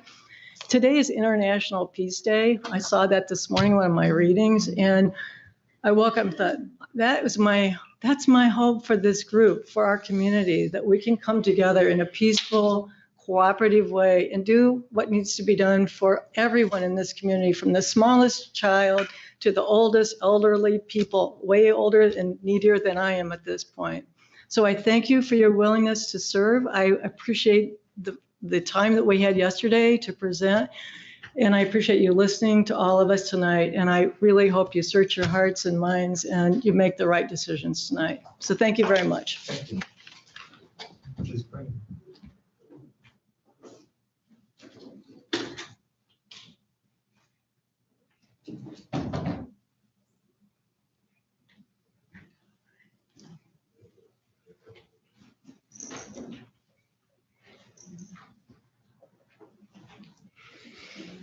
Hello, my name is Francis Alexander. I'm actually a United States Navy veteran. I did 2 tours. I struggle with PTSD, anxiety and depression from the things that I've seen. I can't hear you. Sorry, I'm sorry. Sorry, I mumble a little bit. So my name is Francis Alexander. I am United States Navy veteran. I did 2 tours. I struggle with PTSD, anxiety, and depression. I was diagnosed with all 3. I've seen a lot of things in my tours. Not good things, of course. I have a daughter. She's 18 months old as of this month. I hit a really dark place, you know. And honestly, if it weren't for the parenting community, I don't think I would have made it. They saved my life. So I would really appreciate it if you would reconsider. There's a lot of things that, you know, go through your mind, and it's hard to be, you know, just a stable family, you know, at home, especially when you're not stable mentally. It's not something you can just control. It's not something you can just turn off and say, okay, I'm done being depressed today. I'm done seeing images. So sometimes it's nice to be able to, you know, step out of a pandemic and have somebody come over and say, hey, how are you doing today? And be able to just have a nice normal chat, have a play group with other human beings, have nice conversation. So I would just really appreciate it if you'd let other people be human. You know, mothers have it really hard. So especially coming outside of a pandemic, this is the best time to have this kind of funding for these kinds of people, you know. I just really want you guys to just think about this stuff right now. It's the perfect kind of time. Don't do it for yourselves. Do it for the children. It's not about us. I didn't starve for myself. I did it for you guys. Did it for everybody else. I did it for my daughter. Did it for my husband. Did it for you. You guys starved for us. And so now you have a choice. it's time to make the right one. Thank you.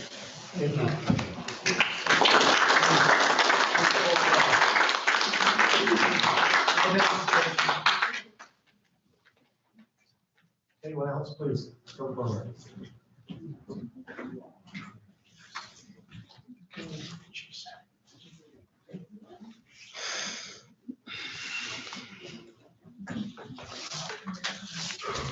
Gary Zamitis, Leland Township. A lot of angry people here tonight. A lot of people made a lot of statements that some of them were okay. Some were not. Some were misinformed. A couple of the things that brought up is a waste of time discussing this.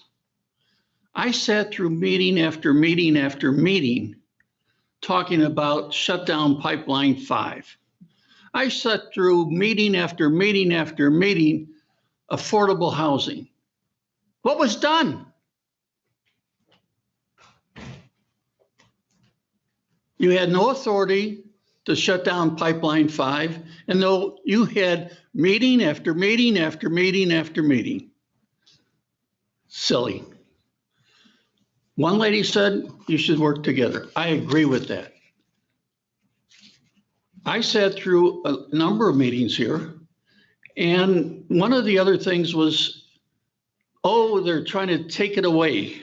They're trying to take early childhood development away. One of the commissioners, Mr. Wessel, started with the narrative, it's going to be taken away. Well, the funding for this year, we got plenty. In fact, more, and it was brought out that we have $400,000 sitting in the bank. That plus what's going to be collected is more than enough.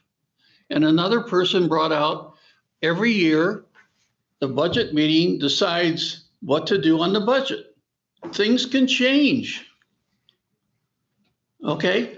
Another person brought out, and this really irked me, said, people that look like you. That's racist. People that look like you. Nobody else brought up color or anything except that one person. And we had a meeting on that, and I sat through meetings about solving some of the problems. And after a meeting, I asked an individual, I says, well, give me, what would you do to solve this thing? He said, the speed limit in Shabbytown. And I said, what? I'm not a smart guy, but that made no sense to me. But that was his answer.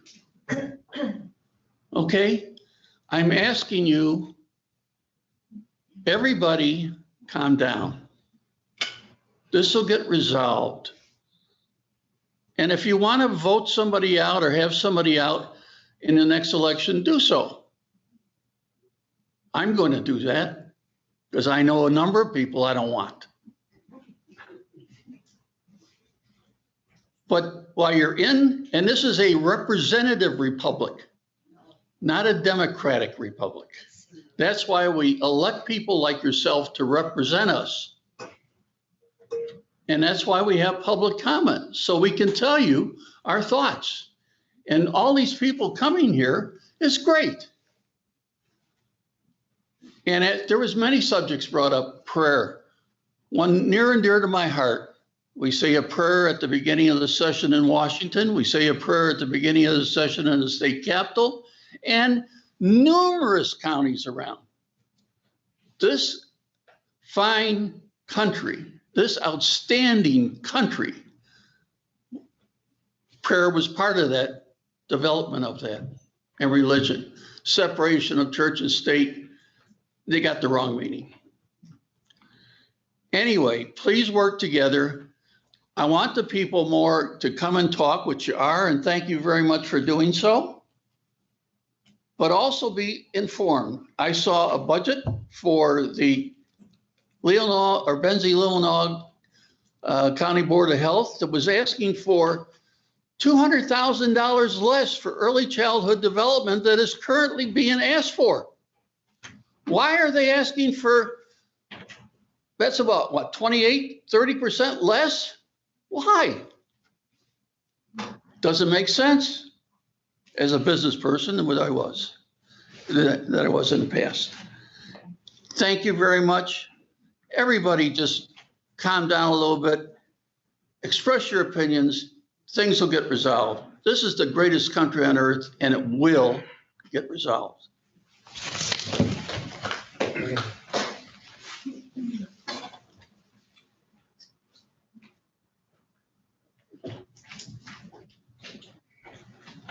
Good evening. My name is Sarah Mills. I'm from Leland Township. And I came to address the commission tonight, but before doing that, I have to respond to the gentleman in the audience who spoke about the money in the bank account.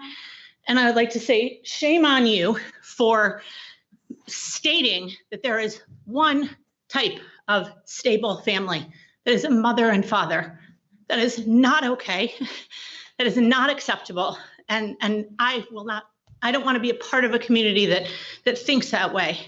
I do have a stable family. And much of the foundation for that stable family came from parenting communities. When I moved to this community in 2014 with a young child and did not have resources as a young parent and did not have connections to other families, I found parenting communities. We are connected to the program. Our family, let me see here, I'm gonna go to my notes. The weekly programs that we took part in through parenting communities provided a foundation that helped us navigate raising a young family in this community. The facilitators of the program were informed, engaging, dedicated, brought years of experience in early childhood development to the group. I was an educator for 15 years. I have lots of experience with teenagers. I do not have experience with 6 months old, 1 year old, 18 months old. I needed others' help for that. The first connections that my daughter made with other children in Leelanau community, in this county, came through parenting communities. The first connections I made with other families came through parenting communities. We are not a family who might qualify for support in that way. These programs are open and accessible to everyone, and that is such a key element of this.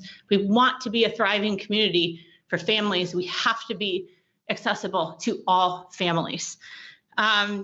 This millage, has been stated many times before tonight, was recommended after significant time and research by a bipartisan panel of more than 40 people. The group conducted needs assessment, analyzed research, surveyed existing programs, explored best practice models. The Early Childhood Committee worked tirelessly to inform the community of the proposed millage. These meetings took place regularly throughout the county, providing access and opportunity for Leelanau County residents to ask questions and engage in the process. I attended several of these sessions.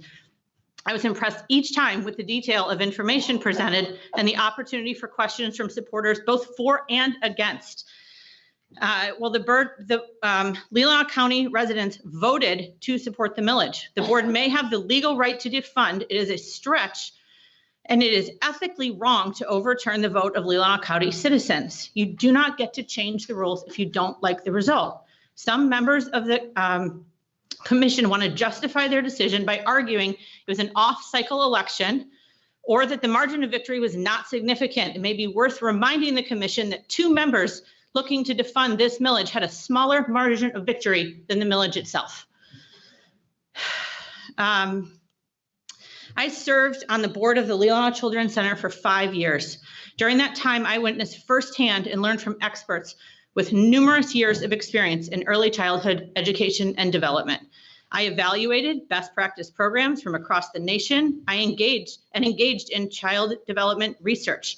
And yet, none of that made me an expert in the field of early childhood education and development. I am beyond grateful that we have such expertise in this area, and we do. You've heard from it over the last 2 days, and I'm sure in letters that you've received. We would be wise to listen to them, and it would be an enormous mistake not to. Members of this board do not have that expertise to evaluate and certainly not to defund this program. Let's leave it to the people who have dedicated their lives to early childhood education and development. And in doing so, support the families and children of Leelanau County. Now more than ever, it is critical to support these families. Thank you. Any other, please come forward.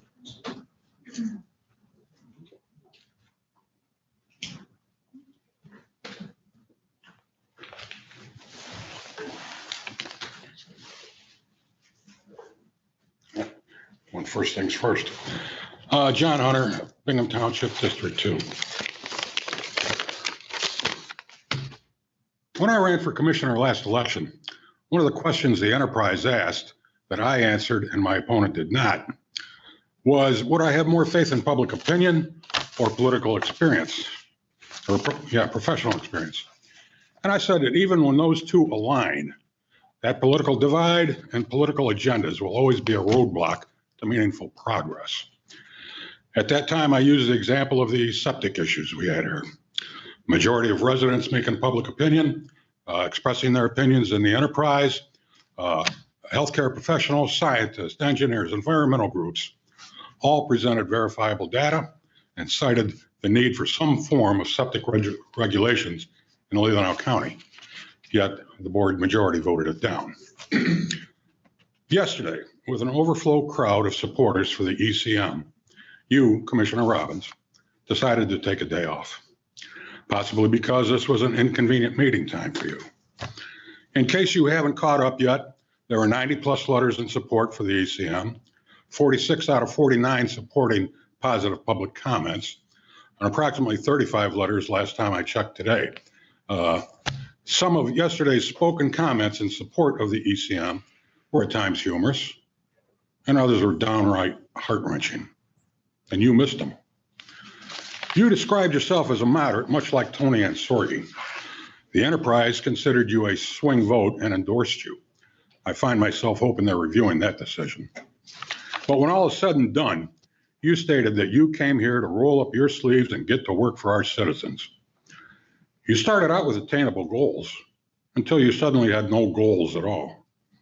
So far, your work includes the prayer resolution, reorganizing the county administration and clerk's office, trying to defund the Board of Health over the masking, now defunding the early childhood millage, and failing to move forward on an anti-racism program. My concern is that your current views have been possibly developed by others. Now you just consider being a commissioner a stepping stone to another county position somewhere down the road in the future. But that's just my thoughts. But as you've heard already tonight, essentially the voters in your district passed the early childhood millage by a larger margin than you won. So now would be an excellent time to put up to practice your statement and roll up those sleeves and do the work of the citizens that are down there in your district.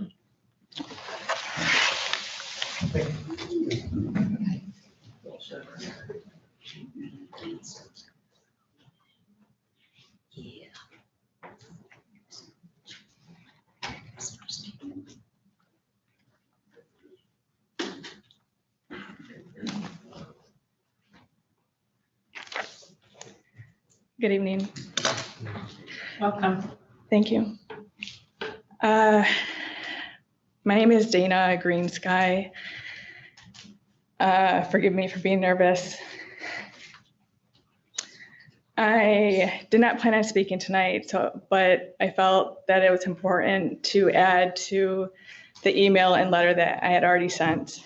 I'm from the reservation in Peshabi-Town, Michigan. I am here tonight to support the early childhood development program. I hope that you guys will fully fund it, as everyone has stated that you had previously voted on before. I'm coming to you because my 3 daughters had attended the Leelanau Children's Center in Northport about 11 to 12 years ago. It was during the time that Maggie Spattermoran was the director. we participated in everything that was offered to us, including the parenting communities, and it really helped. What I wanted to do was I wanted to add a personal experience to give the board a more practical example of how the Leelanau Children's Center and the parenting communities had helped my family. During the time that my daughters attended these programs, I was in the process of experiencing a very severe domestic violence dynamic that was in my household. This program served as a catch-all for my family and possibly others. Unless you are specifically and well-trained in the fight or flight response, you won't understand what women go through when they reach out to services like the Women's Resource Center or for like our tribal programs that we have. Sometimes those are our only options, but most times these programs unintentionally instill fear, which activates the fight or flight response. When this response is activated repeatedly, the cortisol levels are so high in your brain that you can't barely form sentences, let alone parent. And that is what I mean by a catch-all service. Because of these programs, which are staffed by extremely well-trained and knowledgeable teachers and helpers and other providers, which costs money, they did not, and they never treated me or my children like victims.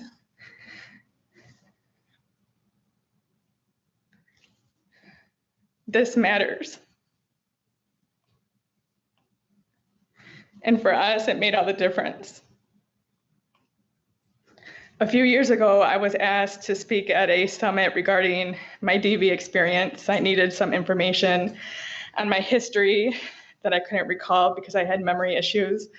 So I reached out to the victim's advocate that I'm sure you guys are all well aware of, Stacy Lamb. She's familiar with my previous name and, you know, our family. And I had a meeting with her and I just told her I needed some documents and some things to work on my presentation. And then when I met her, the first thing that she had said to me when I sat down into her office was, "I'm so glad you're alive."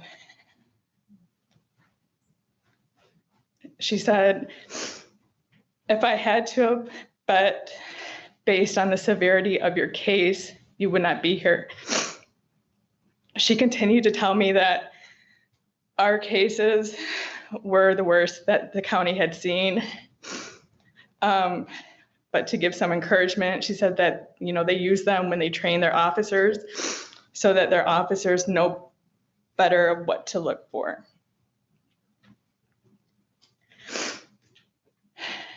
So I don't know if this makes a difference. I hope it does. But in the least, I just wanted to speak on behalf of this program because I owe them a lot. My daughters are thriving today. I'm thriving. I am a single mother that has been financially. Your time's up. That's all I have. Thank you. Thank you very much. Please, go ahead.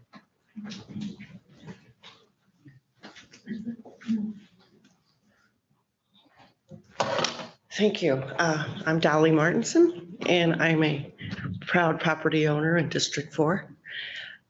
Some years I vote Republican, some years I vote Democratic. This year I'm questioning my sanity either way. Chairman Bunnick, I heard you on the Ron Jolly show this morning, and I appreciated some of your clarifications.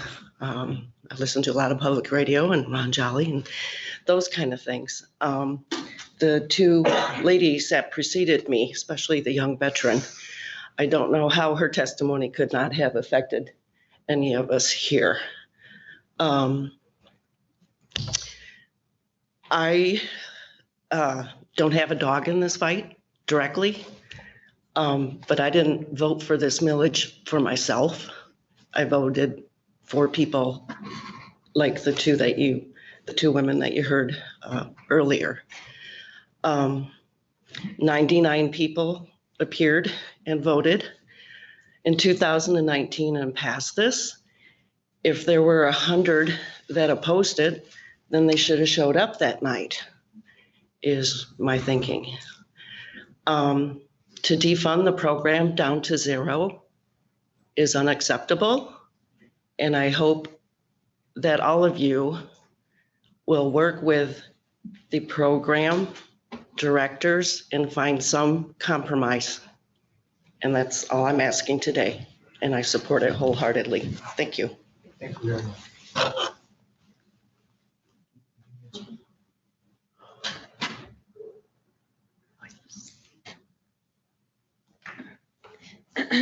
Good evening.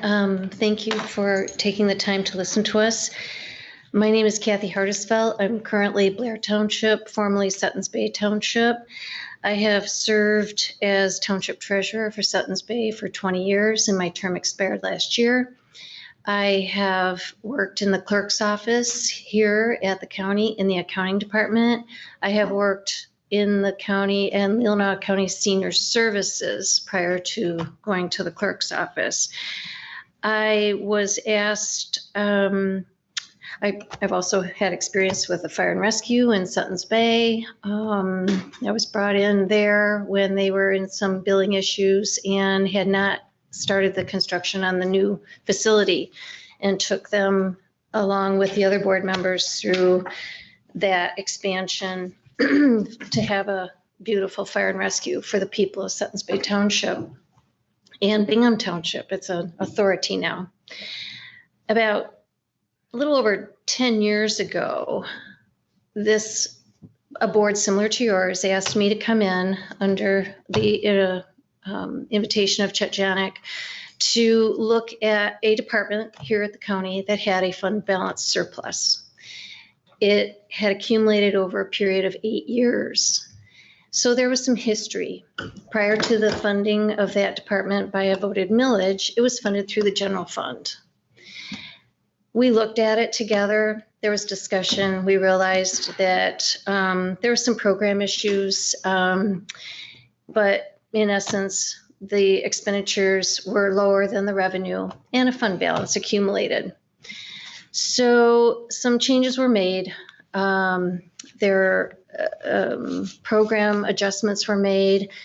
Program gap needs were identified. And that department is doing very well and enjoys the support of the county voters. Last I knew, they passed their millage request 78% yes. So that was over a period of quite a few years to see the progression of what happened there. And it has thrived since then. So history has corrected that. This program is in its infancy. It was established after a lot of meetings, committee meetings. I read the minutes. I read all of 2019's minutes this weekend just to refresh my memory. It's been a while. And this early childhood development contract addresses gap needs in our county. The voters voted. I agree with many of the speakers. You show up to vote. It's your responsibility to be an informed voter. If you choose not to vote, that's on you. But in any case, here we are. I think that rolling this millage to zero when this program has just been started is short-sighted and premature. You don't have enough history to know what your needs are going to be as we roll out of this pandemic. I am extremely concerned about our children, our teenagers, our adults as we come out of this pandemic, because there's going to be some post-trauma. This has been traumatic for all of us. So I'm thinking that you don't have enough history at this point with this program to zero out this millage. I also have some logistical concerns in that the money you have in the fund balance right now was collected last winter and settled in May by the DTR. That's it. If you zero, there's no bill going on this winter bill, which means you're going to deplete this and you're going into a contract negotiation on an expiring contract. I can't imagine any entity that is going to want to negotiate with this county commission knowing there's no funding commitment, because the money, if you are lucky enough to get another contract renewal, the money to fund it isn't going to start till December next year. That's 15 months from now, and it doesn't settle until May of 2023. So you will have, if you're lucky enough to get your contract renewed, you're going to have a gap of funding for, I'm sorry, it's tired. I'm tired. 20 months. And I'm not hearing you say that you'll back that gap with general funds. Yet I'm looking at your budget for this year that you're contemplating, and you've balanced with 1.6 million of the general fund to your general budget. I'm lost. Thank you. Please come on.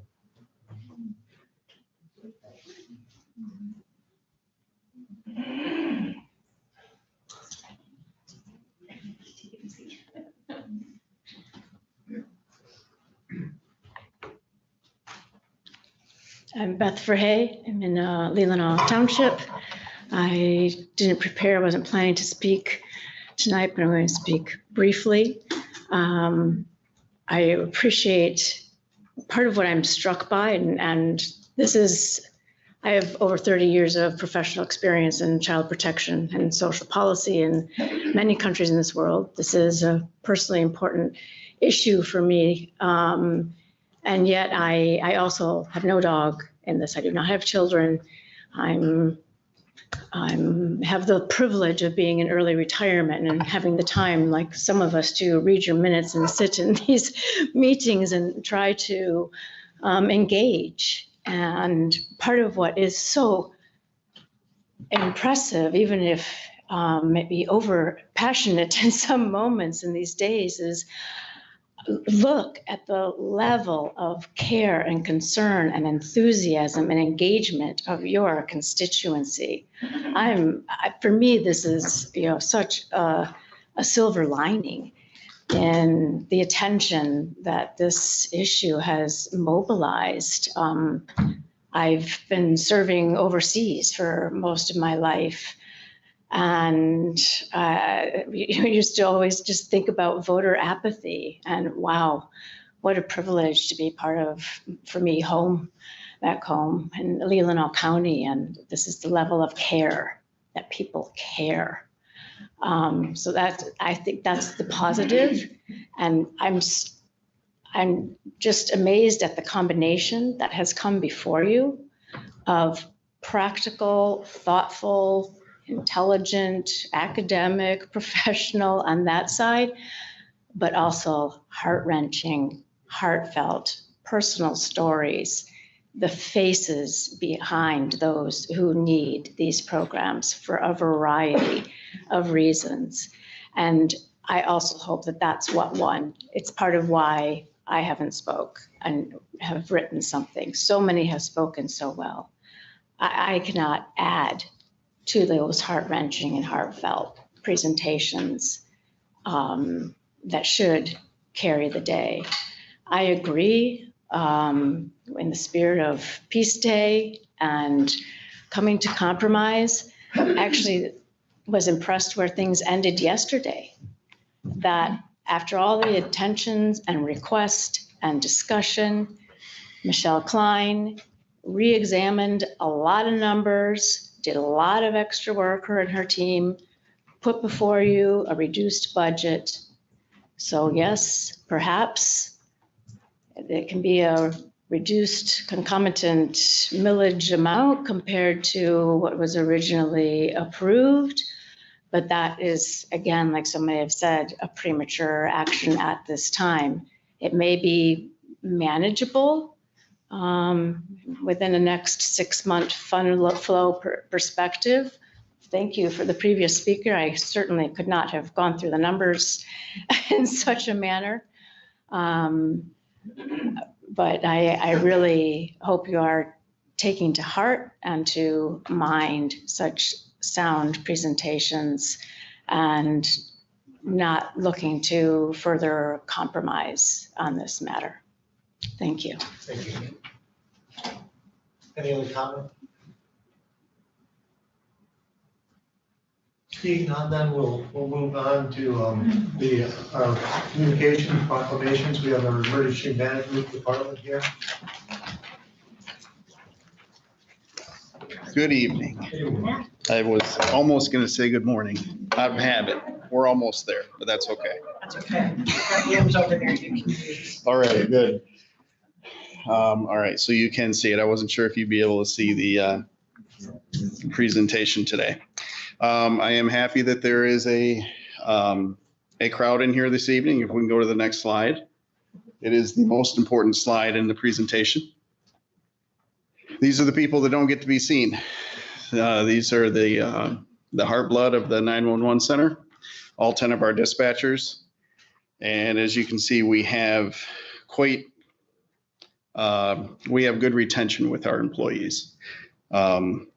Stephanie Ostrom, our newest employee, was actually a former employee and she came back. So we do have a good place to work. We retain good employees and very happy to have each and every one of them. So like to have them be seen when they can be. So next slide, please.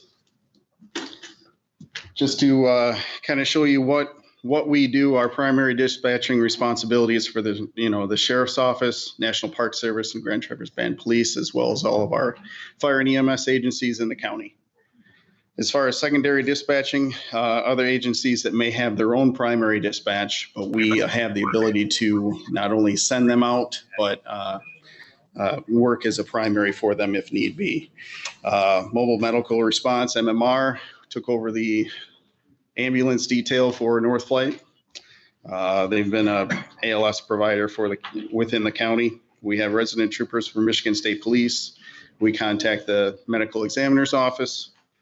Of course, we have the DNR Rangers, Coast Guard, Wrecker Services, utilities. What a lot of folks may not realize is that we do warrant entries and handle lien work for courts. That is not a primary responsibility for a lot of 911 centers in Michigan, but we do that. We handle for district court, circuit court, prosecutor's office, and tribal court. So it is a added responsibility that we are the holder of the record. When there is a warrant that needs to be verified, they contact our dispatchers and we make that confirmation for them. And the information hub, we do hold a lot of information in our database for medical reasons. Could be hidden key locations because nobody really wants to kick down a door, but sometimes you have to do it. So having the hidden key location, another way into the residence without causing any damage is very good. So all the premise information and the medical. So next slide, please. Some of our stats here. This is not really a calendar year, but from September of last year to August of this year, just under 9,000 911 calls. Have it broken down to the wireless and the hardline calls. As you can see, we are a little over 75% of wireless calls that call 911. That's been the trend lately, and we expect that to be continued in that direction as we move forward.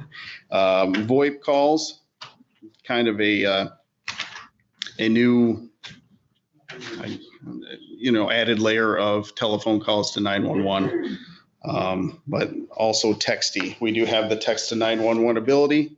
As you can see, we utilize that mostly for contacting people who may have called 911.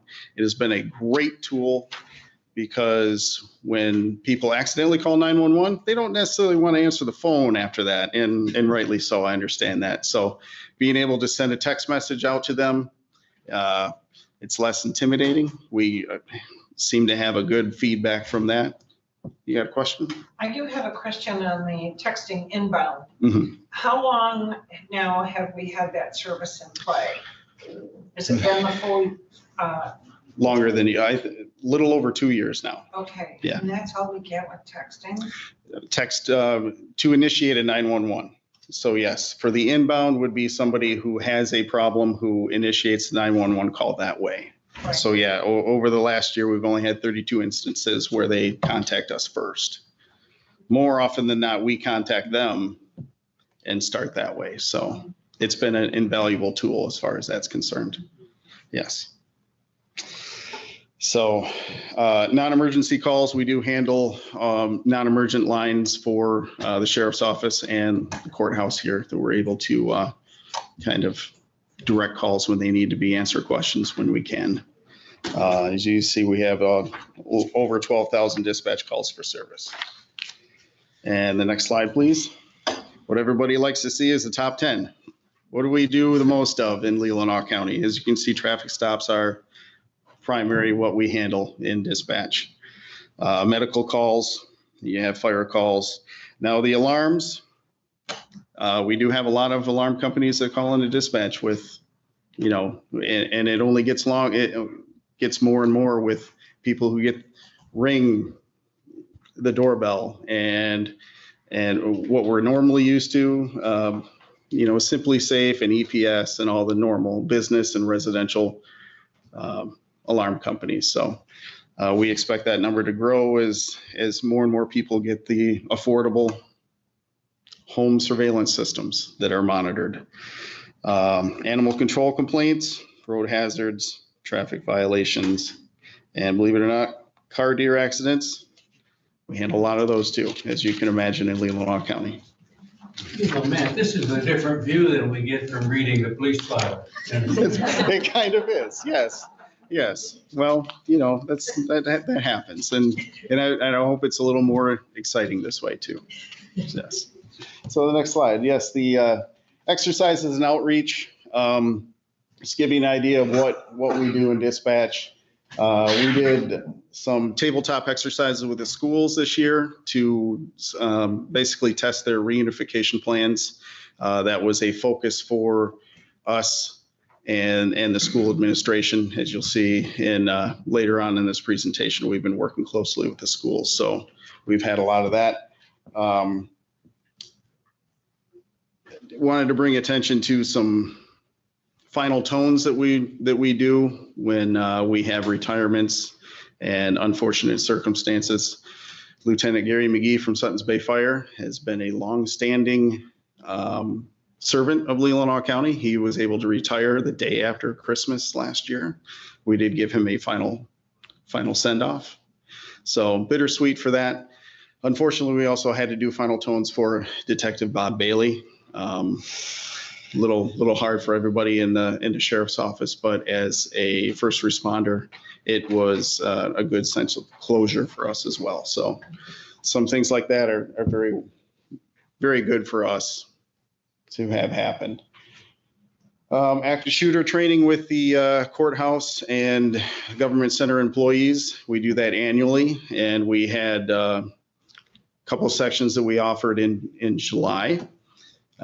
We have one coming up on this Friday for a makeup, and or no, not this Friday, the 1st, October 1st for a makeup. So we continue to do that and work with schedules as necessary. Not only active shooter, but it's AED refresher, and we have emergency flip charts in each of the offices in here about what they are supposed to do in given situations, whether it's a fire, a tornado, active shooter, what have you. It's easy for them to be able to go to the flip chart and reference what's best to happen. And then full-scale exercises, a very large undertaking for emergency management. The state requires us to do one full-scale exercise every 5 years. In Leelanau County, we typically do one every year. This year, we were lucky enough to do 3 in 1 month. So it was extremely time-consuming, a lot of cooperation with our police, fire, and EMS throughout the county. And we're able to work with the schools in order to utilize their facilities to have their staff partake in an active assailant, both in Leland School, Suttons Bay, and Glen Lake. So it was very good, yes. Are the placards in the hallways, the colored placards that the sheriff had talked about for identification for EMS or emergency services? They are most schools. Well, we were able to identify that they were not. Suttons Bay had them up. Leland was a little different because they had some construction going on, so they did not have those in place. But Suttons Bay had them in place, and were able to not only, see how well they worked, even in the light, when you're able to shine a flashlight down the hall, the placards, they do illuminate. So even in bright light, it's easier for responders to see. Unfortunate. It is, but we are identifying, and that's the benefit of having these exercises, is it identifies what needs to be corrected. So all the school officials were able to see that, and they're able to take that away and make the improvements. So it is good. Sometimes they lose sight of the importance of the timing for emergency services and getting people to safety so they can mitigate whatever issue, whether it be fire, active shooter, or whatever. Right. So I would like to really see you work on that a little harder. Yeah, it has brought about conversations, and we've identified other, I don't want to say gaps, but other things that we can address. On the interior, having those placards is very beneficial. But if we had to approach from the outside, we may not know what red hallway room You guys have a 4. schematic We in do. the units. We do. Schematics. But it gets to the point, if we have other state police troopers that come to the area who may not have it, they wouldn't be able to know where the red hallway is and whatnot. So, we're trying to address those situations as well. All right. And school safety and security. So we do sit down quarterly with all the school administrators, and we host meetings together. We're able to discuss safety situations, not only at particular schools, but in the county as a whole. And we're able to address their safety plans that they are required to have in order to be eligible for state funding. So they're very excited to have those plans in place, and reviewing them and helping them get them established is it's rewarding for us as well. And next slide. And just an overview of the what we're doing for as far as broadband expansion. We are currently handling RFPs for the proposed new tower here at the Government Center and extending up the Maple City Tower. It was originally designed to be a 300-foot structure. They built it to 200 feet. And I was made aware of a public comment that was presented to the clerk's office today. The reason that we have put this in place is not only for broadband, but also for cellular coverage. Now, it is true that fixed wireless may not benefit from extreme heights on towers, but 2 of the 4 ISPs that have been working with us want to be as high as they can. So not only do we want to improve the cellular coverage throughout the county, but some ISPs do want higher heights. Now, some of those are equipment-based, and as we just entered into an agreement with Agri Valley, they do have licensed spectrum in the 600 megahertz, and their equipment is able to broadcast in a much larger net, if you will. So having them higher on the Maple City Tower will expand the service that they can provide to citizens of Leelanau County. So that will be a benefit. It's not a foregone conclusion that will happen. We'll get these proposals before the board and make a recommendation, and then it'll be your decision whether we want to move forward with that or not. Any more questions? Any questions? When will we get our next update on the hospital tower on this? Oh, yes, thank you. I did not hear back from the U.S. Forest Service, so that is just on hold right now. We don't need to make any movements on that tonight. Thank you. Thank you. Appreciate it. All right. We'll move on into our, let's see, the action items. And the first one would be the equalization approval of the 2021 L 429 tax rate request. Do you want to go ahead and see about that? Yes. This is about the millage. First of all, I want to thank everybody that showed up. It's been great the last month to see these crowds out here because we need your input. Makes our decisions a lot easier. We can't just assume what's going on out there. I'd like to clear one record. I didn't take the day off yesterday. I've been doing my homework. I didn't have to be here to do my homework on this. I've been on the phone all day with the health department, Mr. Janik, trying to come to a, trying to close the gap here, trying to come up with what's best for the kids and for the taxpayers. And I think I have that. So I'd like to make a motion at this time to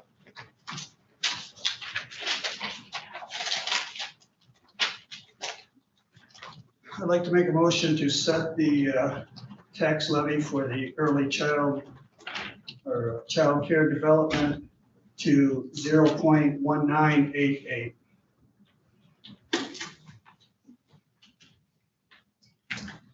I'll support for discussion.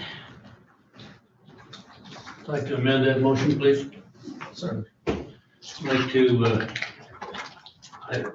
I'm just pleased with all we heard from the audience, and I'm struck by what we heard over here from somebody that understands budgets. And I'd like to amend the millage rate to 0.2391, which. Could you repeat that? 0.2391. Thank you. It is the money sufficient to fund what the budget was that was submitted and into the first quarter of 2023. And I think it's essential that we do that. So that's my amended motion. If I can get a second. Second. I seconded. Could you do the math on that? Or, because I don't know what the math is, so I can't compare it to the budget that was presented. I did do the math. I figured you did. The millage rate I'm suggesting would cover the budget of $583,144, plus an additional quarter of 2023 of $145,786, which is the fourth quarter of 2022 plus 3%. And so that for a total of $746,424.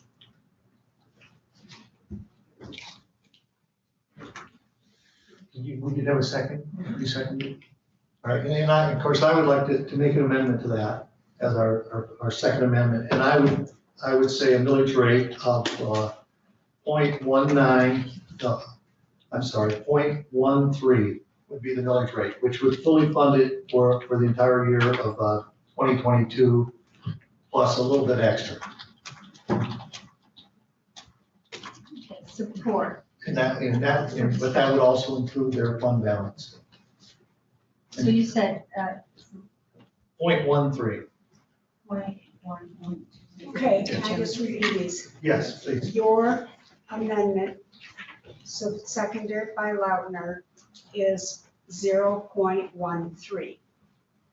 Yes. Your amendment, well, is that right? Well, I supported it for discussions. That's why I wanted to know what that amount was. Okay, well, I just want to make sure I got the numbers right.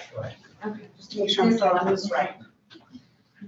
The other amendment that Wessel did and seconded by Al Geyer is 0.2391. In the original motion by Robbins, 0.1988. Yes. Okay, thank you. Discussion? Yes. What is, excuse me, I'm sorry, Mr. Chairman, what is the amount? I can't hear The you. amount, I'm sorry. Use your What microphone, is the please. amount? Yes, I've got it, thank you. What is the amount minus the fund balance? You said including the fund balance, it would reach, so what is the amount for the 0.13? What does that translate to dollar-wise? I don't have the exact amount. It's $370,000. So, So it doesn't match their I'm 600. sorry, it'd be, it's 300, no, it's $400,000. Yeah, it's actually $405,890. Yeah, I had figured it at 400,000. So you're very close. Thank you.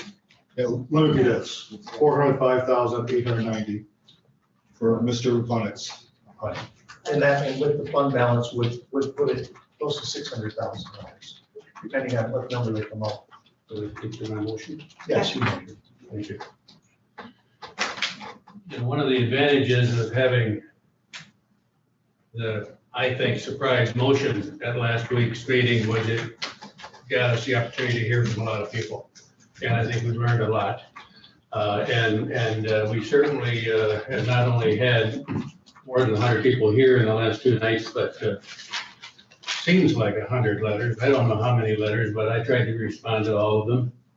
And we also had, at the latest count, I think 1,300 people, 1,300 and some people signed a petition asking us to honor the original motion that was approved and put in the ballot. And that's what I wish we could do, but I heard clearly from this group and this group that we had to compromise. So I looked at, and I didn't pay attention, I mean, I heard that you were on Jolly today, and your numbers and my numbers aren't the same.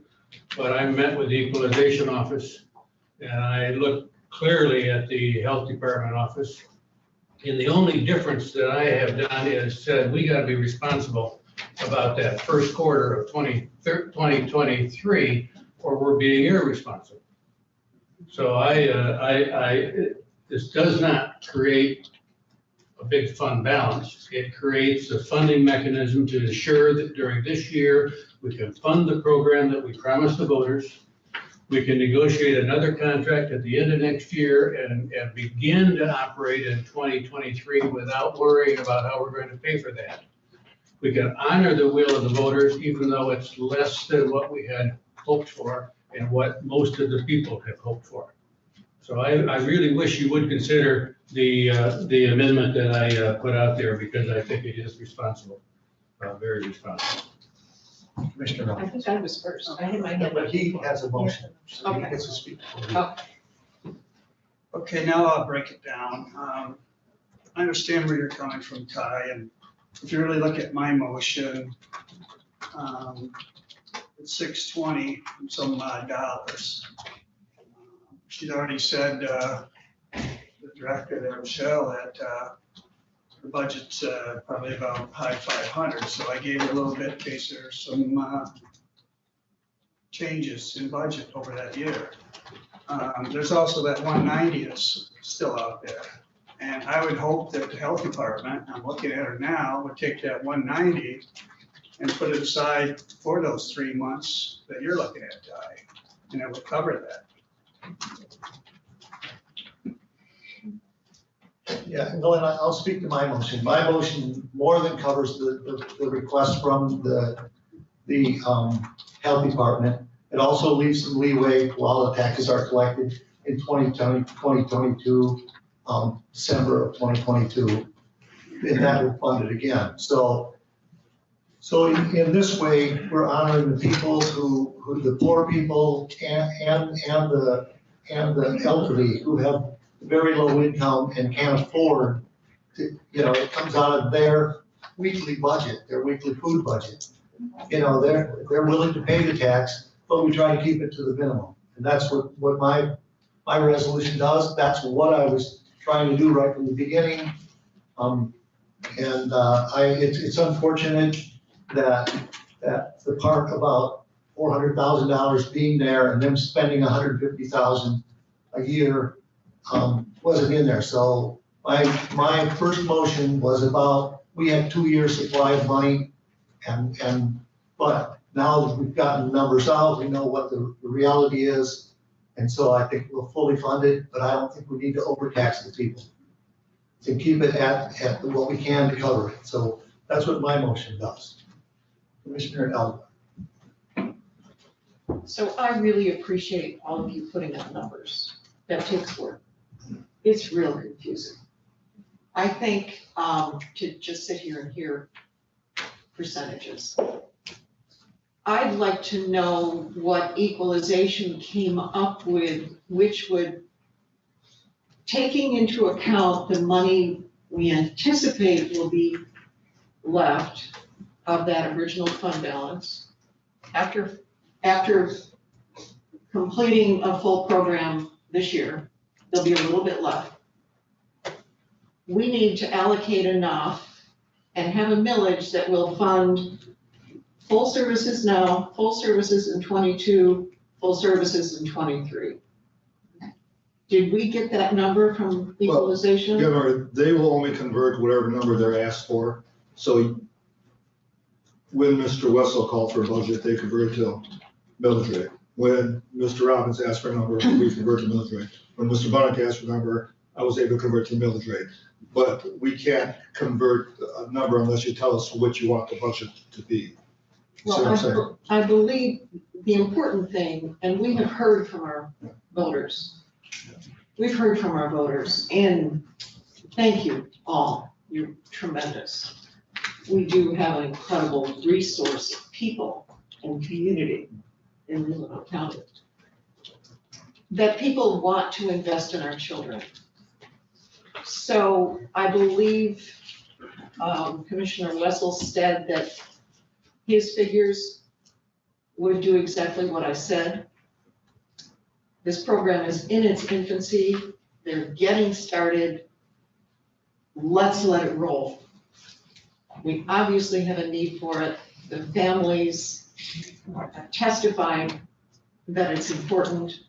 We need to honor the voters in this county and give them the money to do the program. Back to I can verify that the numbers that Mr. Bunnick said are accurate, the numbers that Mr. Wessel said are accurate, the numbers that Mr. Robbins said are accurate. Accurate for what? Based on what they projected it and how we convert that to a millage rate. You remember, today, you have to decide on the millage rate. Right. That goes on the tax rolls. We don't come up with a budget, and then today you have to set a millage rate. That will equate to a budget. Well, we have the budget they've given us, so we just need to set a millage that will give them that money. That is a proposed budget that has not been approved.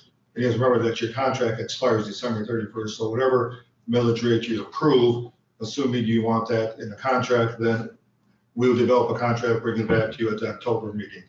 Because your contract does expire December 31st. I would assume you'd want a contract for 2022 to go forward. But we need a millage rate first, and then we need a dollar amount. But I can verify, and Andrew verified it with me, the three numbers that the three commissioners proposed are all accurate in terms of the millage rates and what that amount equates to. So they have different amounts that they're proposing in summary, but their math is correct in terms of what they are proposing for a budget and how that would equate to a millage rate. So I guess I want to know what your numbers don't fund and what your numbers don't fund. What are you choosing not to fund? My numbers fund everything with a little bit of extra. If they have asked for. Yes. And that's what I believe we should tax. That's what all I'm trying to get at.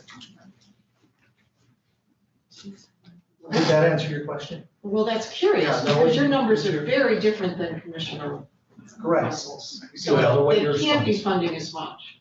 Yeah, I get nervous when we're coming off a pandemic and we're just starting a program and not having all of our departments have excess funds in them. All of our departments have fund balances. We don't know what's going to happen with this, but we know we've got 1,000 kids here and we got a lot of parents that want the program. And they're not going to spend the money if they don't need it.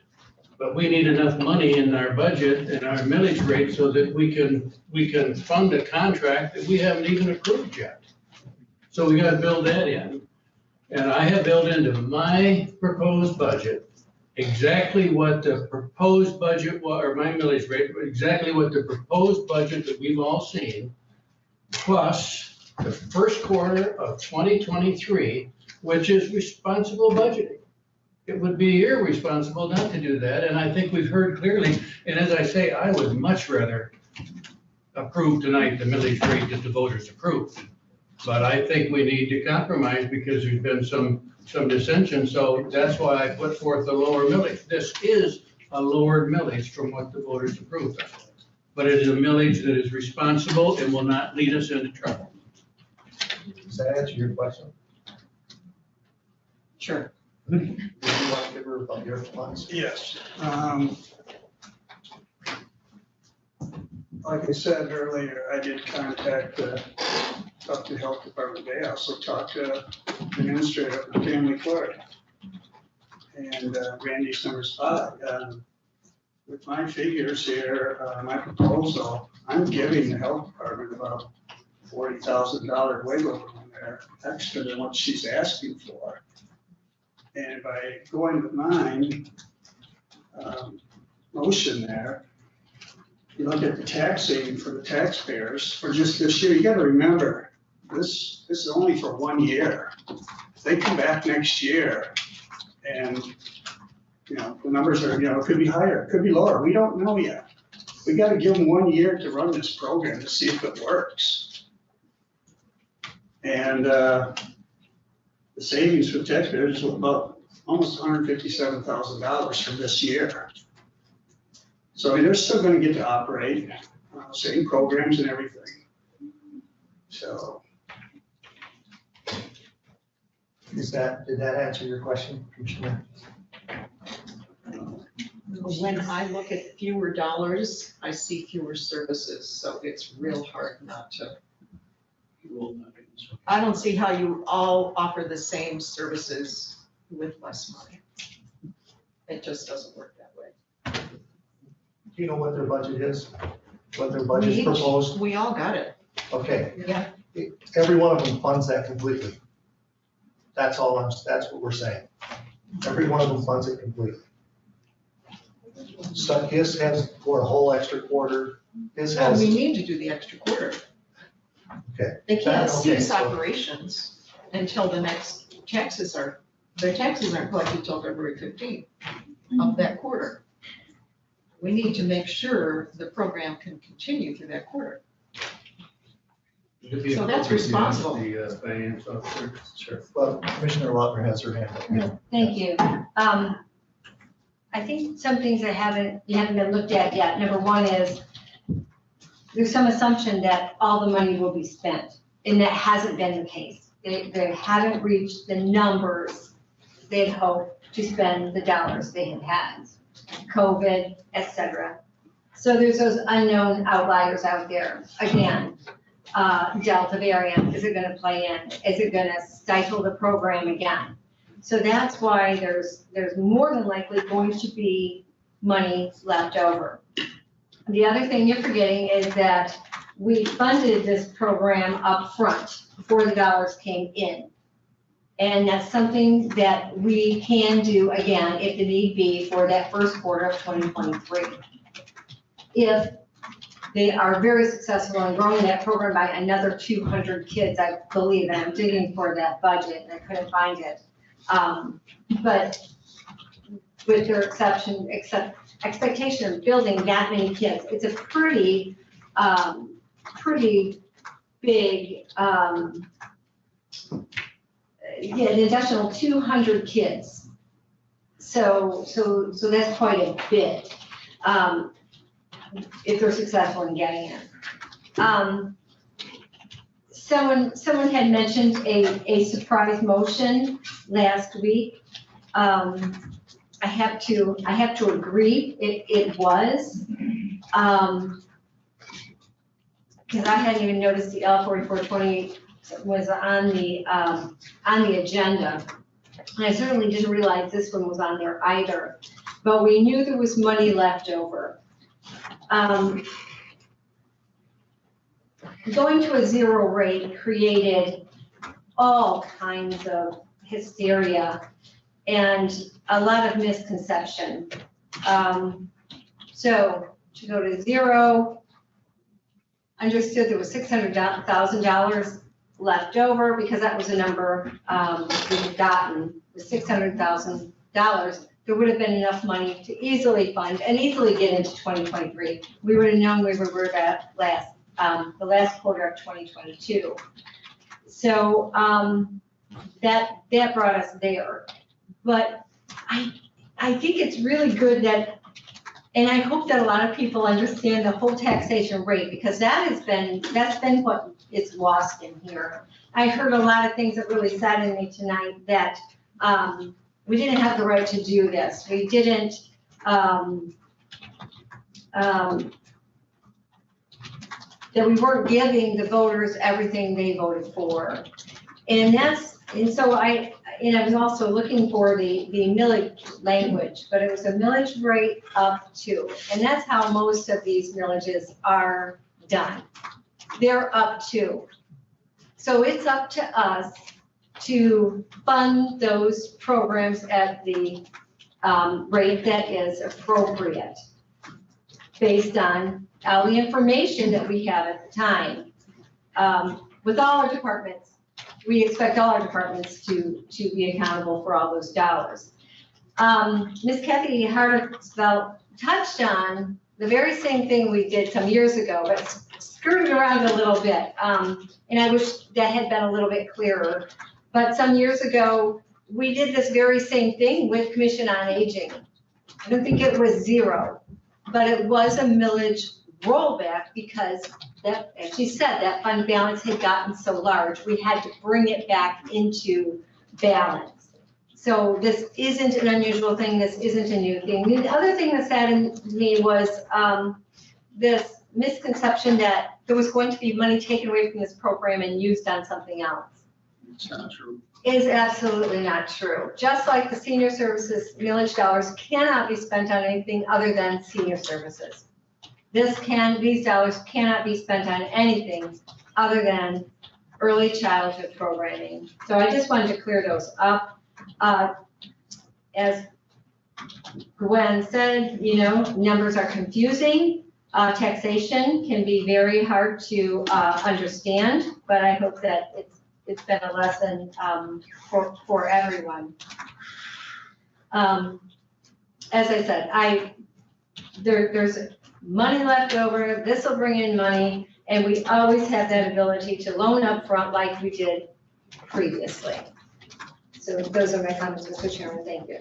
And can I ask the clerk a quick question? Sure. Well, the deputy clerk, I'm sure you know the answer to this.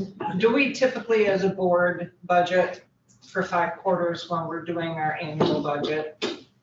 Well, it's Or do we fund for the year? It's a little bit different because it's a millage. So like Kathy pointed out in her public comment, you collect in December, but you're not made whole in essence until after the treasurer is done as delinquent, which can be as late as May. So you need the funding to be able to get you to that collection and then sustain you through that first quarter. Okay. However, the health department, this is September, right? Almost October. And when we last had a conversation about their fund balance, when we all understood that it was well over $400,000, when the recommendation was made to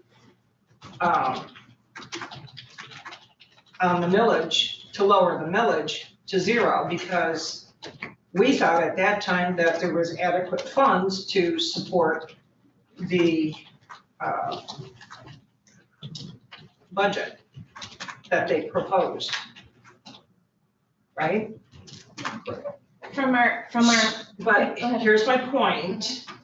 Then we found out, I think Dodie just sent new information last night about, I don't know, 6, 7, 8 o'clock last night, where now they are telling us that the third quarter is not paid for yet.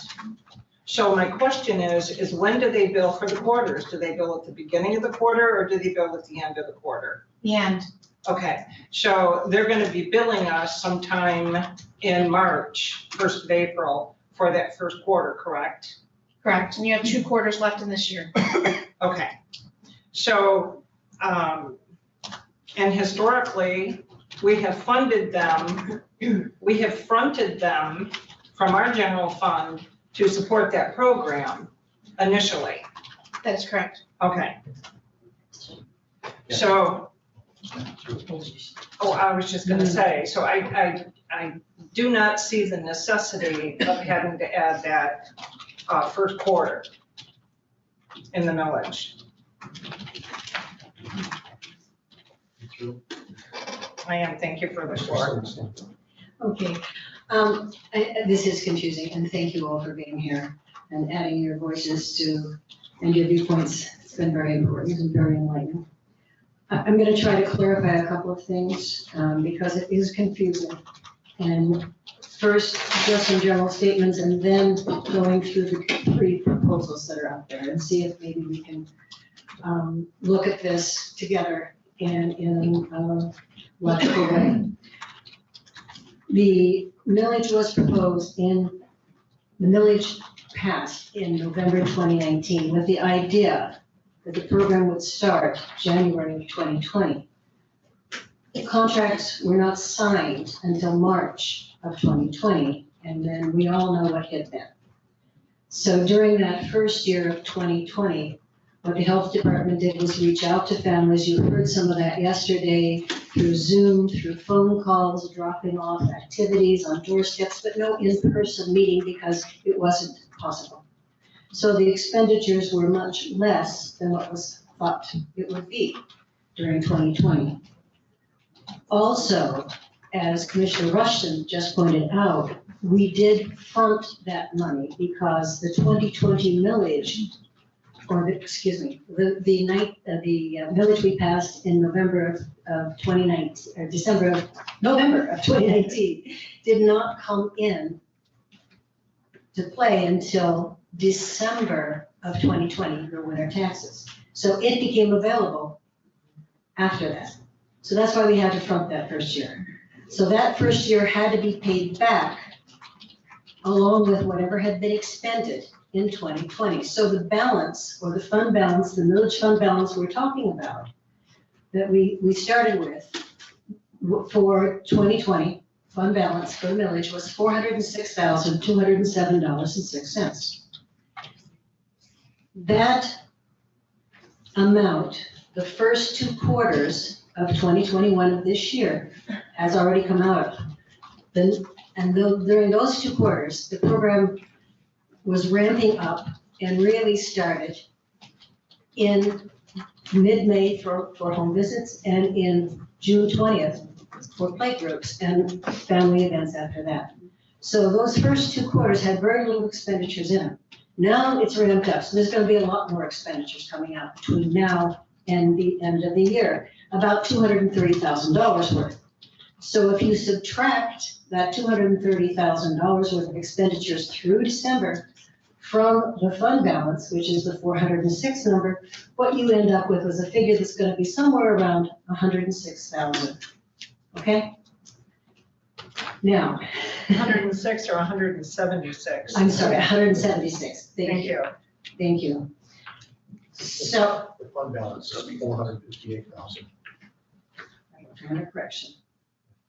So give or take some dollars here and there, it's not very much.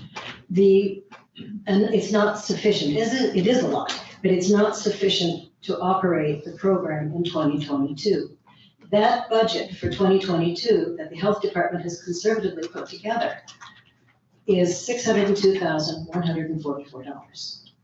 So as you can see, if we just use the fund balance, and let's just call it 200 in case they don't spend as much, you still are going to be short over $400,000. So now let's look at what proposals have been submitted. Before you move on, I would like to make a correction to your Okay. numbers. Please do. Because you said the program cost was 602,144, but they're offsetting with Medicaid. I'm glad you raised that, because that is a guesstimate. It could be more. It could be a lot less. It could be more though. And if it is terrific, they would spend less money. Right, But exactly. the point is, this is where, I was going to address this, so this is where we're trying to get it back through Medicaid and insurance for a portion of, for those parents participating, that it qualified for that.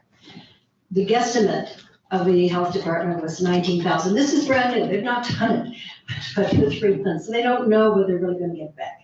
So this is a guesstimate, and they want it to be transparent. There's no guarantee any of that money is gonna come. If it does, great, they'll spend less money. So I've operated off of the budget that they need, because you can't use a crystal ball and guess what they might get in revenue and subtract that off, or you end up with a number that's not gonna work. So back to the number that I gave. Okay, what Commissioner Robbins is proposing, he's saying, let that $760,000 flow forward and remain. And on top of that, the millage he's proposing is 0.1988, which is going to generate about $620,000. So they will have their 2022 covered and about 176,000 to the good for who knows what's going to happen next year. What Commissioner Wessel is proposing is, let's flow forward that 176,000. And the millage of, I think it's 0.2319, is that correct? Is going to generate $583,184. So basically, I got the number right. 2391. Say it again. 2391. 91. 583,239. No. It's gonna generate over 600,000. Give me the number. What is your number that it's gonna generate? It'll generate $746,424. With millage. Okay, so it's going to cover that plus this first quarter, which is where you get the $700. So there's a difference of a little over 100,000 between Mr. Wessel's and Mr. Robbins. But in that number, you're not counting what's in fund balance. So it would increase. No, I said it did flow forward. I did. Oh. So in Commissioner Bunnick's, his millage is 0.13, which will generate, I believe you said, $404,890. He is going to add that to the fund balance, not flow it forward, but flow it forward as a part of the budget. So his amount will be $581,097 that they'll have to operate on. And their budget is $602,000. So there's a little difference there, and there's no money for the first quarter, or no fallback money as there is in Commissioner Robbins' budget. So I don't know if I just confused you more or kind of helped separate. But it meets what they said were the funds needed. That's interesting. So you said 581 is what Commissioner Bunnett's proposal was, and that's what they're requesting for 2022, No, 583. They're requesting 602, and you're assuming they're gonna get that 19,000. They're assuming they're gonna get it. This is their budget they put together. I did not put this budget together. Funds needed, We'll let the health 583, department at any rate, it's a few $1,000s, and I'm sure that there's something in here that could be tweaked. She And has this the is, floor. so sorry. That's okay. That's okay, yeah, I'm okay. Thank you, and I really do appreciate, I don't like Mr. Bunnick's motion because I think it underfunds it. I like the work that Rick has done, and thank you, Rick. We've been through a grueling budget process this year. And quite frankly, I don't have confidence that this group of 7 will agree at this time next year to front end for the third quarter of 2023. And that's what I'm trying to protect, so that we don't have to worry about using general fund dollars to pay for the first quarter of 2023. Because we're not good at reaching consensus on budget decisions at budget time. And that scares me. And we didn't fund this to begin with, the 7 of us. Oh, we did. Yeah, that's But what I that was, thought. but, okay, I'll answer that and then I'll be quiet. That was before I heard at least 3 of you express real doubts and lack of confidence in the program in the last couple of weeks. So that's why I have doubts about it. And that's why I think we owe it to our, Go ahead. I think we Yes. owe it to our voters to make sure we protect what they voted for until we can collect the next village tax. All right, so at this time, we'll vote on the First Amendment, which would be for the, my number is 604,000. But you have a little less than that, but that's okay. Yeah, and so that would just ask for a roll call vote on this. Before we do that, can I get a firm number on fund balance in this?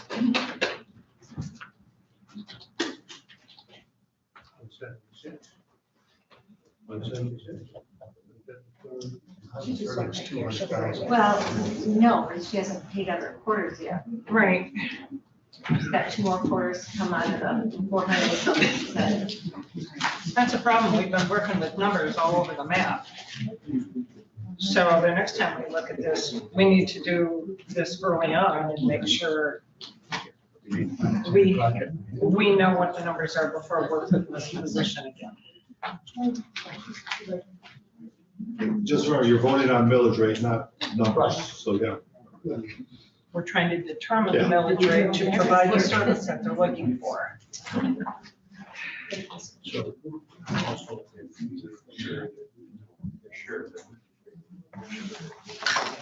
Right, that's on Okay, so from the discussions that we had at our budget workshop, we had 406 that is originally showing as of July 31st, and then 50,000 that was marked in error. So you have 456 that you're starting out with. According to the documentation that we received last week, we were looking at a little bit of $200,000 possibly for third and fourth quarter, right? I thought I heard $150,000 for the last quarter. That was the original. I'm sorry, That's okay. 210,000. Yes, I know, you came, Yesterday, right? changed it Okay. a couple of days ago. Okay. That's what I'm saying. The numbers are all over the place, so it's very hard for us to determine what we're actually looking at. Let's look at the numbers she gives us now, and that's what we're gonna vote on. Yeah. Okay. So our estimation from the budget work session was 457,000. 457. 457. We're subtracting out the health department's total of, Well, first off, does that cover the $50 that was put in that budget yes, erroneously? yes. Okay, So so that 457. balance is 457,000. Okay. And the total from the health department from yesterday's meeting is 210 I believe, Estimated. estimated. yes. So according to your fund balance and according to the bills,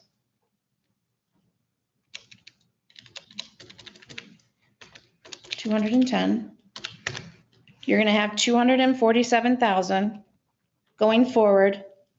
So your tax collection is finished in May of 2022. And we start collecting taxes in December, correct, at the end of the year? That is correct, and then they're adjusted through the audit for deferral. And to be clear, they have a total program cost. Now, we all know that this has been estimated. We don't know if we're going to be serving 200 kids or 400 kids. We don't know. We don't know if Delta's going to make a presence in the county and change everything like it did last year. I'm sure that in their budget process, they padded this to some degree. I do know we got $414,000 that is going to cover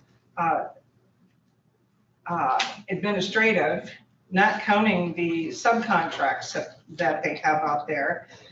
And when I look at this, I really question how much of this is actually going for our kids. So I would suggest y'all look at the budget and see how much money is actually going for your children. That's number one. I have to say though, I really, the library program, I went on that website today to see if I could navigate it. Of course I couldn't, but from what I read from that program, that sounds like an awesome program for our kids. So I really hope that that stays part of the program. Does everybody understand this first vote will be for, and with those new numbers, I believe mine would total, including the fund balance, approximately 651,000. So this is the second amendment made. This is the second amendment, yes. And what's the millage rate then we're It voting would on? be 0.13. Would that be correct? So this vote is on 0.13 million. Yes, for approximately 651,000, and their budget is 583. Yes, correct. All right, so this is the second amendment that was made. It's 0.13. Commissioner Bonnet, Yes. Commissioner Lautner, Yes. Commissioner Robbins, No. Commissioner Rushton, Yes. Commissioner Sotomayor, No. Commissioner Wessel, No. Commissioner Alguier. Motion fails 4-3. Motion fails. All right, so the next amendment would be, 0.2391. yes, and what would the total amount approximately be? 746,527. And that's without the fund balance of 176,000. So that puts it about, It's 247. 247 fund balance. oh, I'm sorry, 247. So that puts it well over $1 million. 993.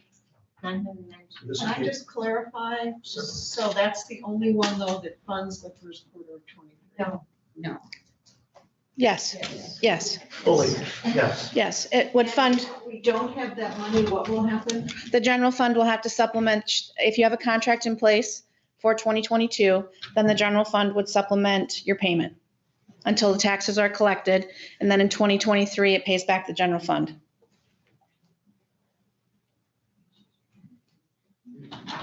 Can we trust each other to do that? We'll see. Okay, so this one is for, Yes. which one? This is the same amendment for what they, the $900,000. Okay, this is the first amendment by Wessel, and this is 0.2391. Commissioner Wessel, Yes.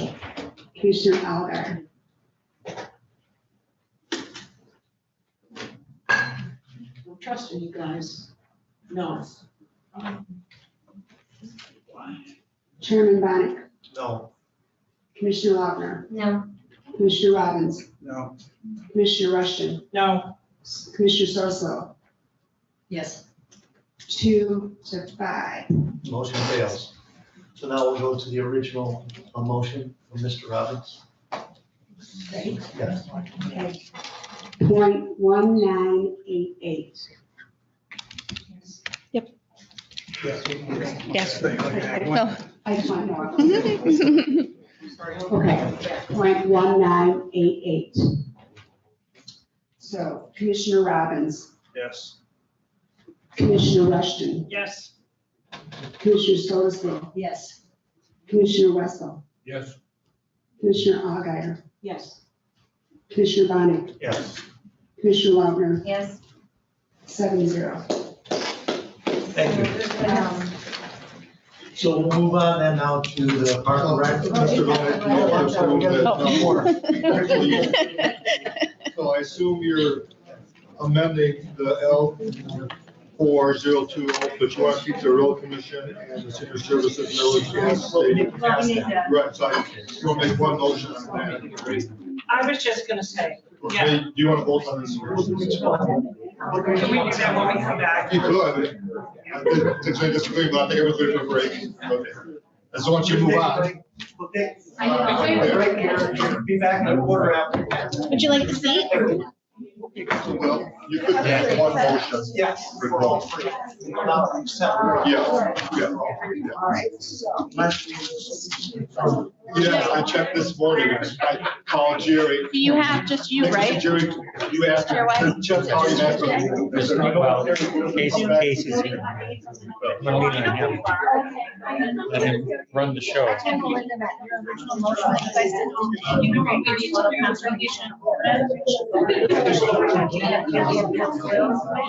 Oh. Sarah brought me the bill today.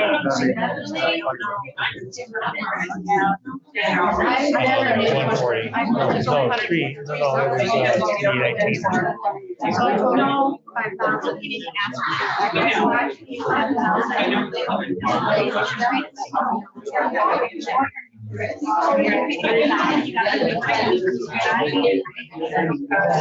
Five plus five.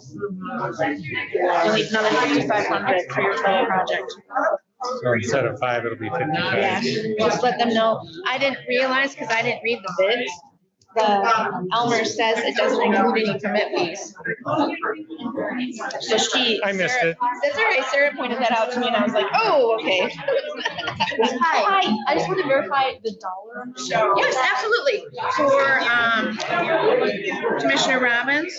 Yes, the motion that we have. All right, so his motion is gonna bring in 620,700, and we're hoping for, or they're thinking a fund balance of 247 at the end of the year. So going into the tax collection season for 2022, by May, there would be, in the fund, 867,700. Okay, that makes sense? Yes. Okay, so it's 600.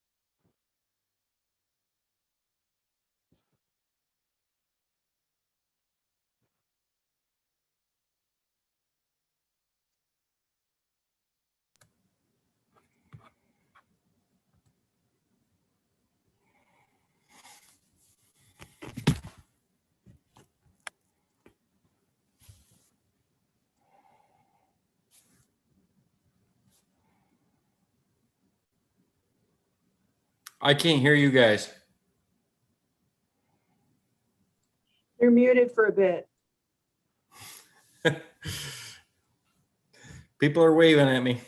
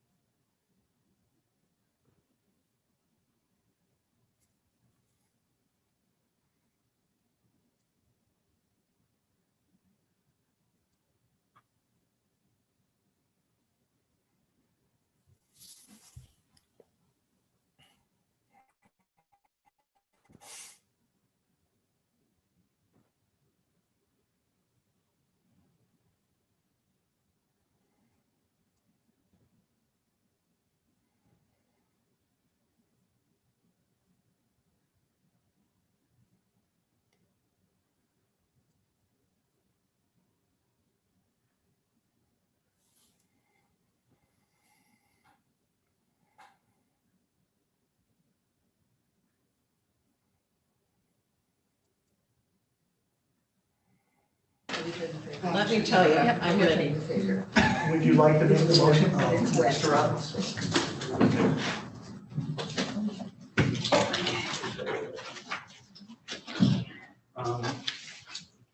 I move to the Leelanau County Board of Commissioners approve the millage rate that does not exceed the maximum allowable millage levy inserted in column 9 and place that millage rate in column 11 as the millage rate requested to be levied as follows. Road. Okay, good. Okay, road .4958, senior .3173, early childhood, rate of .1988, requested to be levied on December 1st, 2021. Support. All right, all those in favor say aye. Aye. All those opposed, the same sign. Motion passes 7-0. Thank you. So then we move to the Park and Rec, and that's our, I believe, late edition number 2. So it looks like you guys need some more money. Right. We don't necessarily need more money. We just need approval out of our budget. Well, that's good to hear. We have the money in our budget. Elmer's started on the project that was approved already and ran into a snag. There's some silt fence that wasn't in place before, so it's eroded away and it's unstable, and they need to fix it before they can proceed. To move things forward and digging desperately in my piles of papers for that late agenda item. And I so move. It looks like this. I know what it looks like, I just can't check at it. There is one additional wrinkle. It was pointed out to me that Elmer's Crane and Dozer didn't include permit fees in their bid. So we would need an extra 500 to cover permit fees. It's a little less than that, but I don't have the exact. Up to 5,500. Right. The county charges itself permit fees? It always has.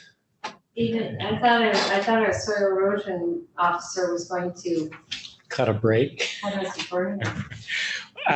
Policy, we've always done that. So I just followed what we've always done.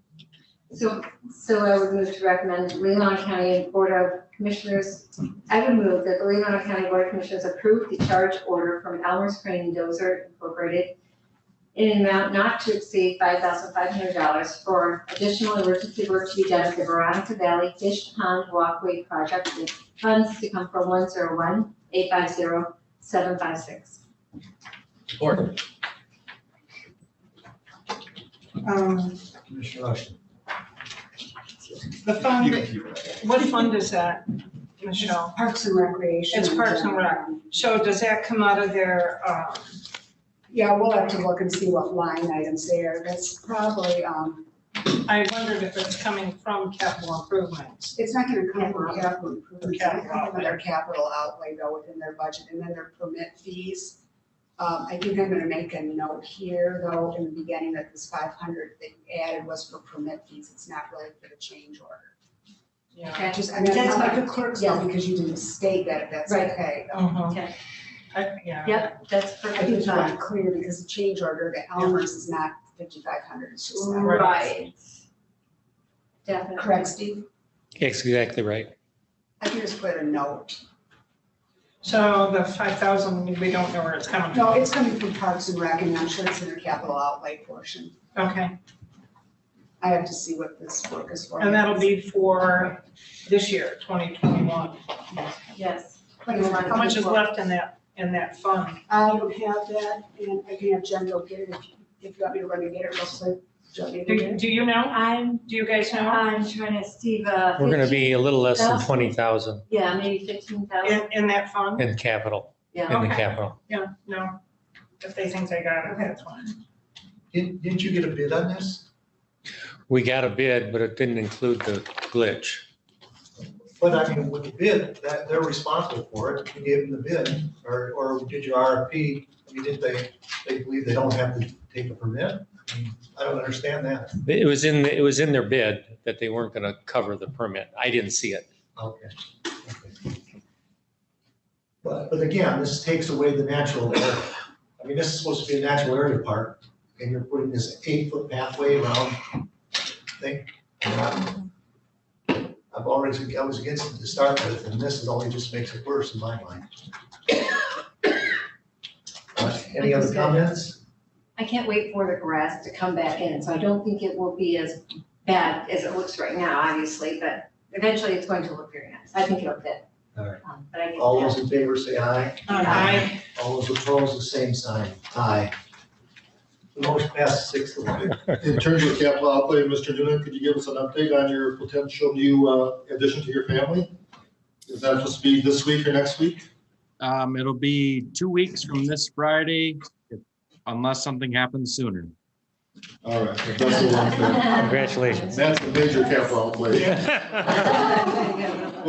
Well, we hope everything goes well, Casey. Yeah. Congratulations. Thanks, Casey. ahead of time. Yeah. If you want to be. We expect a full update. Yeah. Okay. Congratulations. Wow. Thank you. Happy to talk to you after you. Edith. So then we would turn to page, whatever, it's actually Thank the you. cheat sheet. Thank you. Number one. Thank you.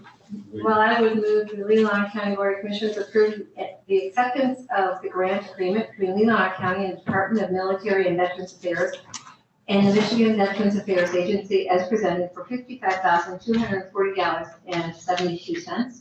Second. All those in favor say aye. Aye. All those opposed, the same sign. Motion passes 7-0. Item number 2. Mr. Chairman, I would make the motion that the Board of Commissioners waive its policy on bid requirements and enter into an agreement between Leelanau County and Leelanau Investing for Teens or LIFT for consultant services on behalf of the Leelanau County Substance Abuse Prevention Coalition as presented. Funds to come from fund ending in 101967019. Support. Commissioner Laundrie? Yes, we don't have the, obviously we'll write a contract approved by our Yeah, attorney. it was in your book back last We week. had. Oh, okay, okay. Yeah, it's actually the same one we've had as Mr. McMorrow. Okay, it's, okay, I understood that it was the same one. Yeah. Okay, great, thank you.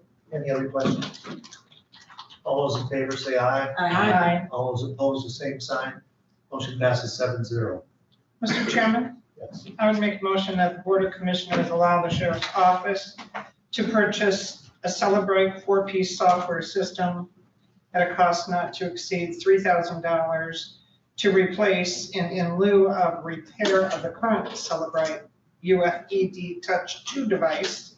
Funds to come from account number ending 301970010. Support. All those in favor say aye. Aye. All those opposed, the same sign. Motion passes 7-0.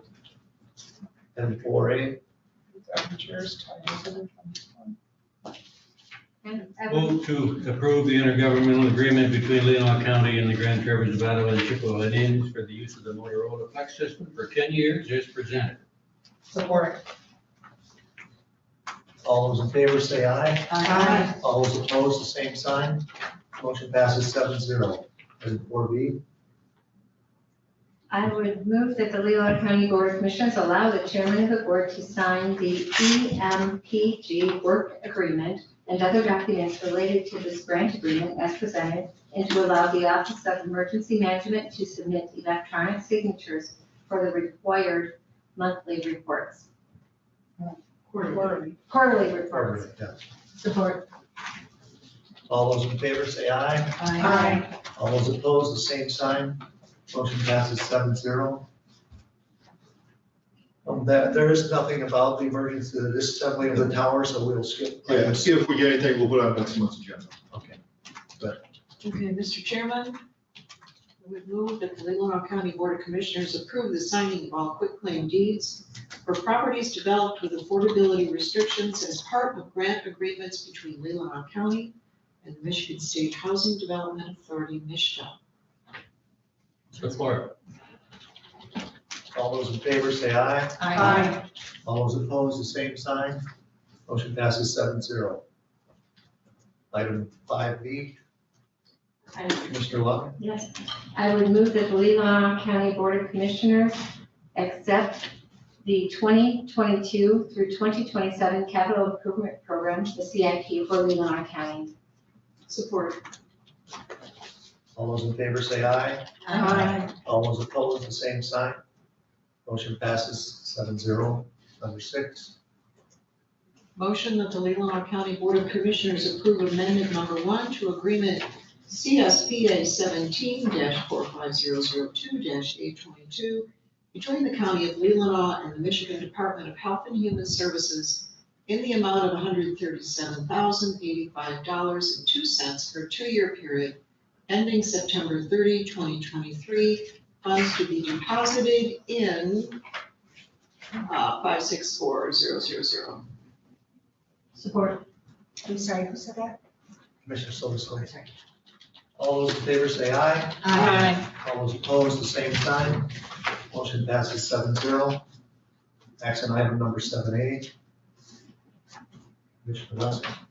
Move to approve a memorandum of understanding between Leelanau County Senior Services and Share Care of Leelanau Incorporated for care coordination services beginning October 1, 2021, pending corporate council review and approval. Which has happened. Support. All those in favor say aye. Aye. All those opposed, the same sign. Motion passes 7-0. Go ahead.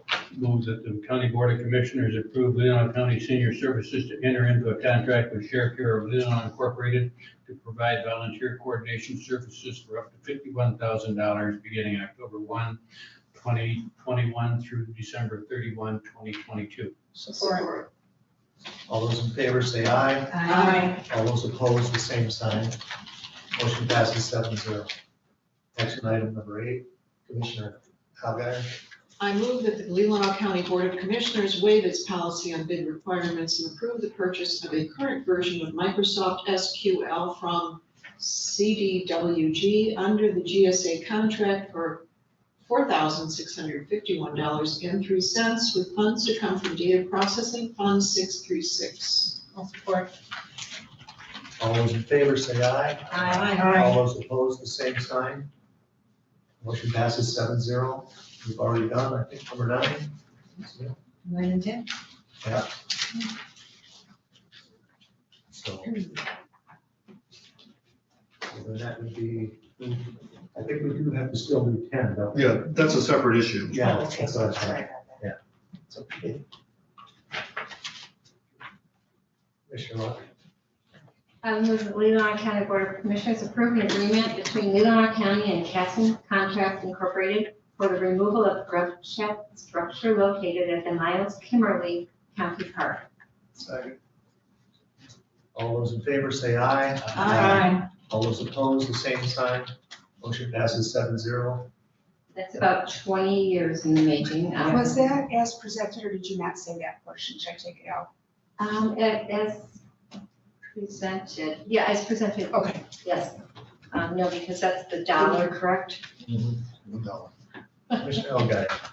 Motion that the Leelanau County Board of Commissioners waive its policy on bid requirements and approve the purchase of an IP-based multi-sensor security camera for the Government Center campus in an amount not to exceed $6,882.23. Funds to come from 970-010. Second. All those in favor say aye. Aye. All those opposed, the same sign. Motion passes 7-0. Number 12. Motion that the Leelanau County Board of Commissioners, that Judy Tykart be reappointed and Fred Sapella be appointed to the Leelanau County Board of Canvassers, each for a 4-year term, November 1, 2021 through October 31, 2025. Second. All those in favor say aye. Aye. All those opposed, the same sign. Mr.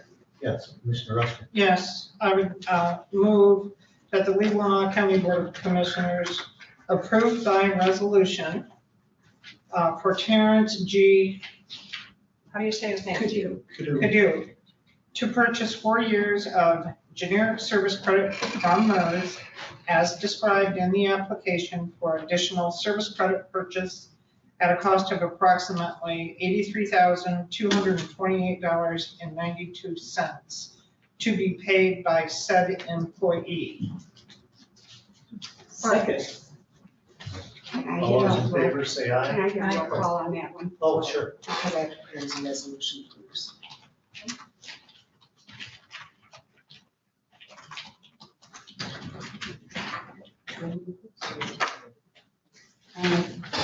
Commissioner Rushton? Yes. Commissioner Sotomayor? Yes.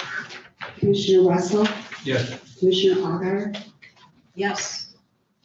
Chairman Bonney? Yes. Commissioner Wagner? Yes.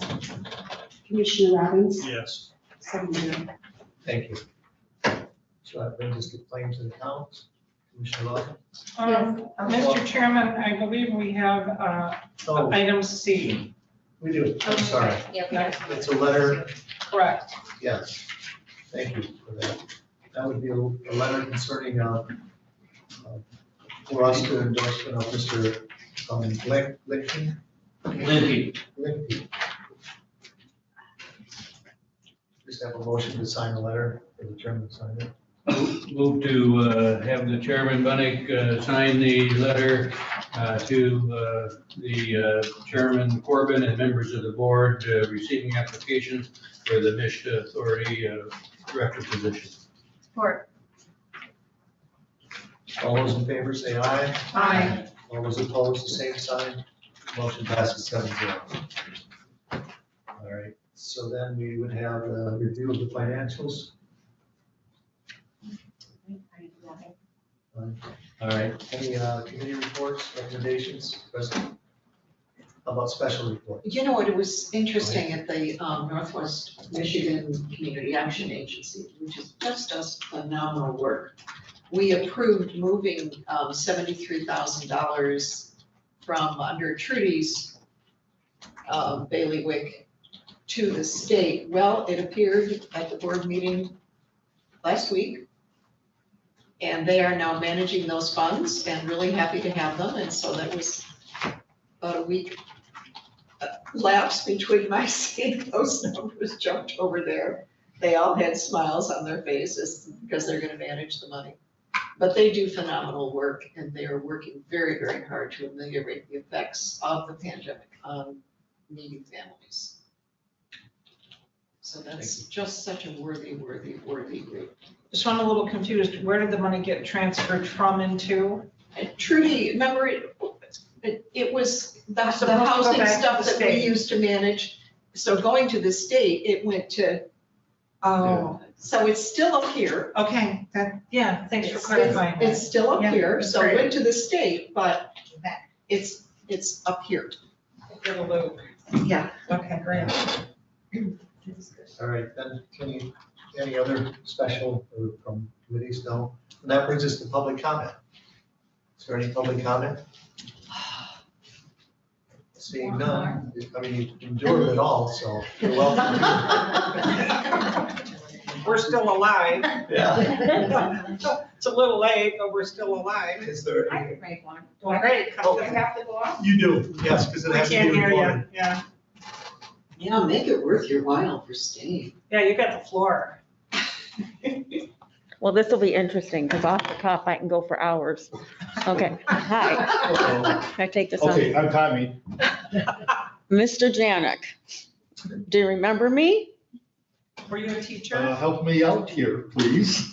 I filmed the meeting the day that, it was the first day that you were and made your presentation in your new position I do here remember. at the county. In fact, we were just talking about. Yes, and that went on We were television. just talking about that meeting. And there was a very that day, there was also a very controversial issue and that got lots of public comment, which was the Citizens United issue. And Leelanau County. yeah, no, yes.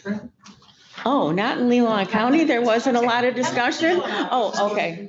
I know, but I couldn't help myself. Okay. Well, I do know a couple of the members of the board, and I had an opportunity to stand right behind Mr. Janik, and he was all dressed up in a suit, and I was like, where'd he come from?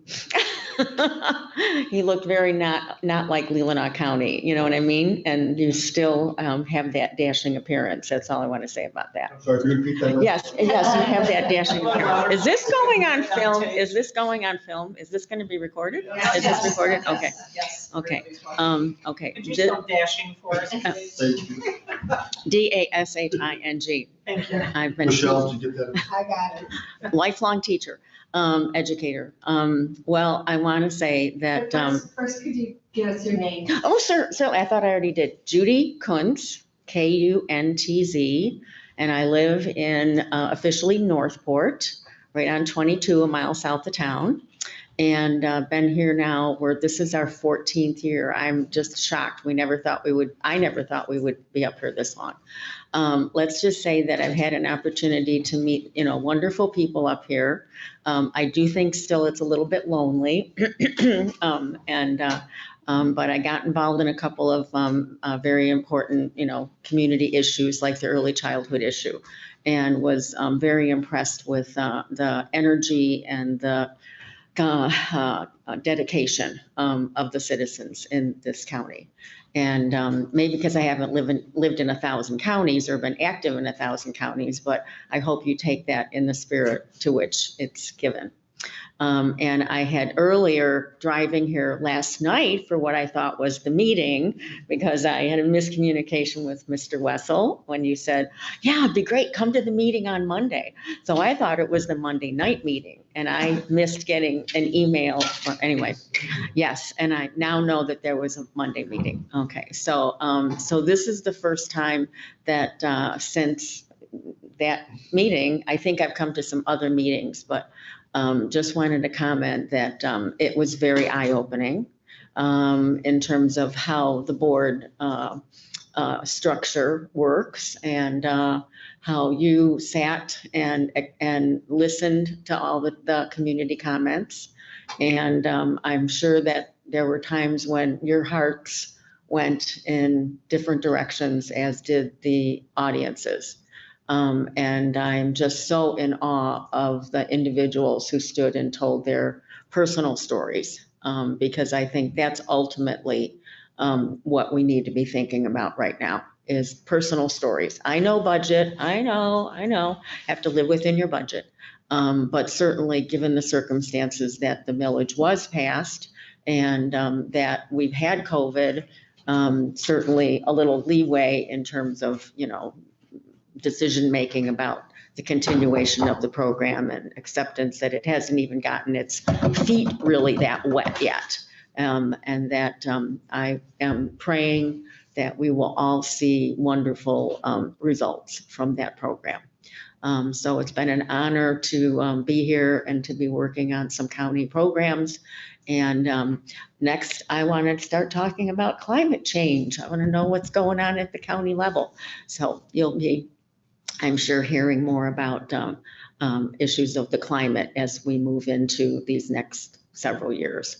So again, be ready for hard work, and your citizens are going to be ready and are already starting that hard work. So thank you very much for serving for the county. Thank you. And representing us. Thank you. Any other public comment? What the heck? What the heck? What the heck, huh? Well, one thing I said when I came here was I was not going to sit at this desk and wing it. Here I am. You do have to introduce yourself. Oh, sorry. Once again, I think I did that last time too. Jackie Anderson. I live in Suttons Bay, Bingham Township. And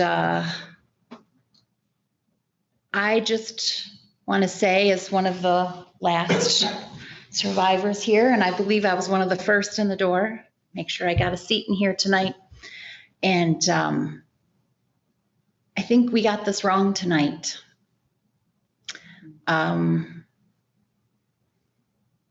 This wasn't a matter of not having the money to meet the budget. We had the money to meet the budget, and we had extra. And in a time where so many people are struggling, I think that we could have done so much more. I personally know of 2 families who live in the Suttons Bay area who are struggling with both parents working and are faced with options of moving because they can't afford to live here without both parents working. And they have an infant child, and there is no daycare. 0. They're on every waiting list in Traverse City. And I think having an early childhood millage, we were left with an opportunity to be creative and innovative beyond what we're already doing. And this board made it very clear tonight that they are not interested in being innovative and creative. And I think you heard from more than enough people that they were willing to pay the millage. So we had the money available. It's not like running my church budget on the church board I sit on, where we literally aren't getting enough income to pay a pastor, right? And so we're figuring out how we're gonna cut and what we're gonna move so that we can keep our organization doing what we do. They literally have the money and people willing to pay the millage. So the board got this wrong tonight. And I also hope that this program is successful. I moved here after my children were my oldest children were out of the program age, but then I had another one when I got here, surprise. And we did use parenting communities. And it was really wonderful. Just like all the others spoke, I couldn't say it better than others have. So thank you all very much. And I just want to say, the reason I was laughing is because I had one of those surprises after 15 years. So. Yeah, happens. Thank you. Go ahead. You endured. You're welcome to speak. Thank you.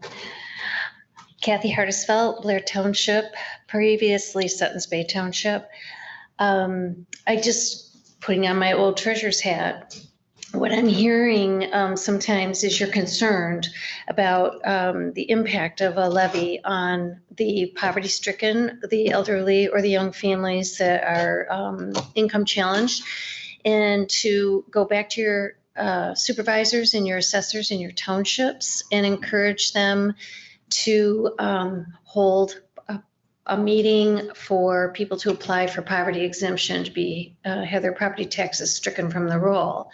If they qualify, there's a grid and it's married, number of children or single. It is an income test for them to have some property tax relief. But if that is always your concern and people in your jurisdiction, go to those townships, talk to your supervisor and your assessors.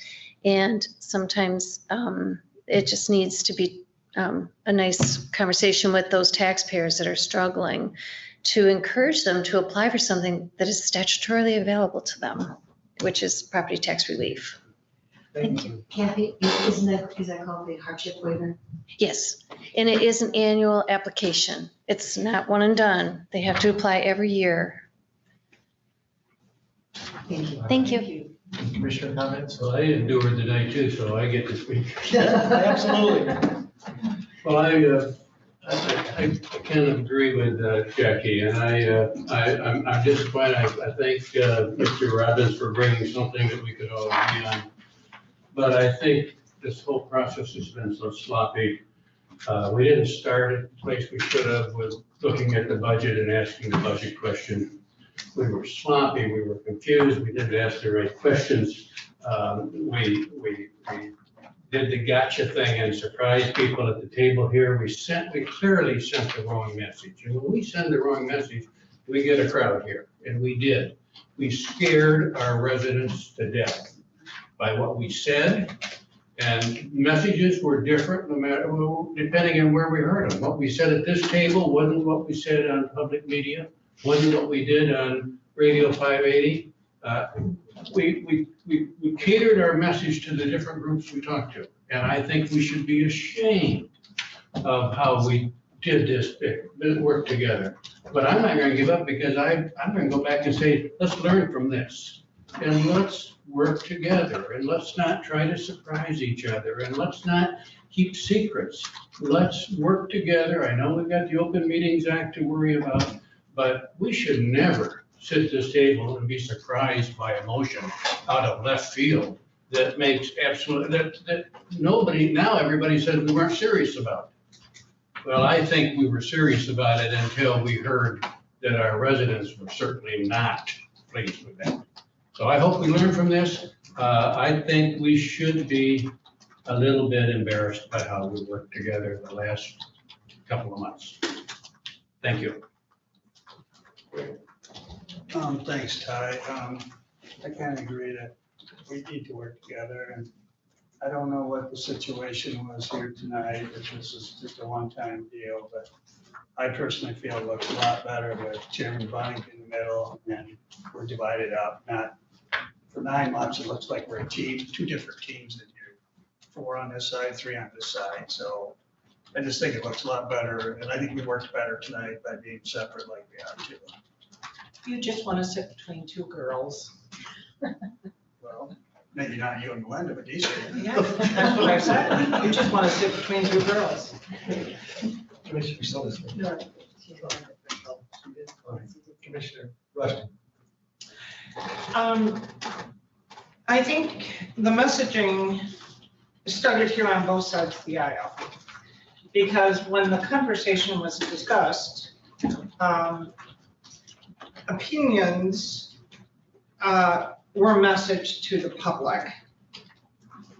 Now, I really think that it was brought up in public comment tonight about being worried about the poor or whatever. It's not just the poor or the seniors that can get tax relief. I raised the issue about those families that have children over the age of 6 up into their teen years that are struggling to manage at home.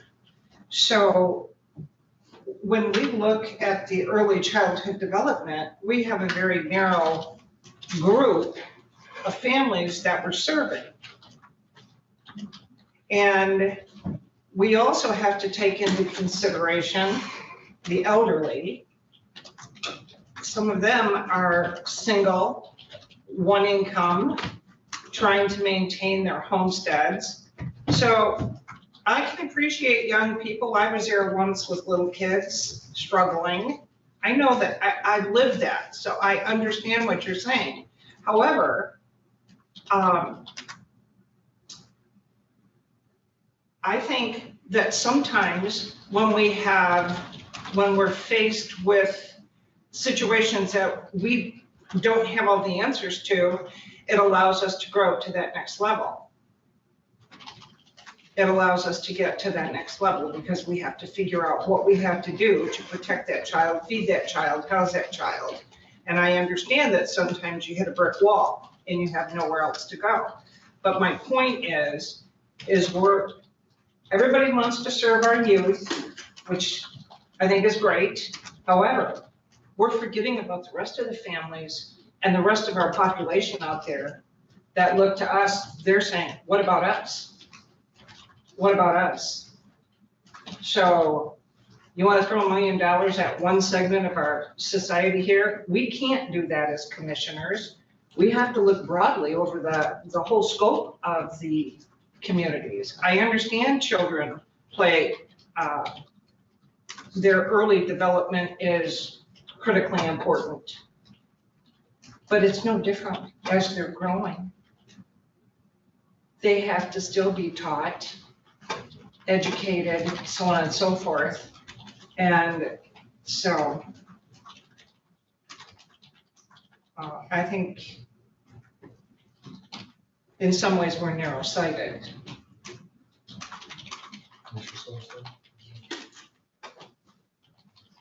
I just want to say thank you to everyone. I think we are supporting a program that has tremendous possibilities. Thanks for problems. Thanks Ty Whistle.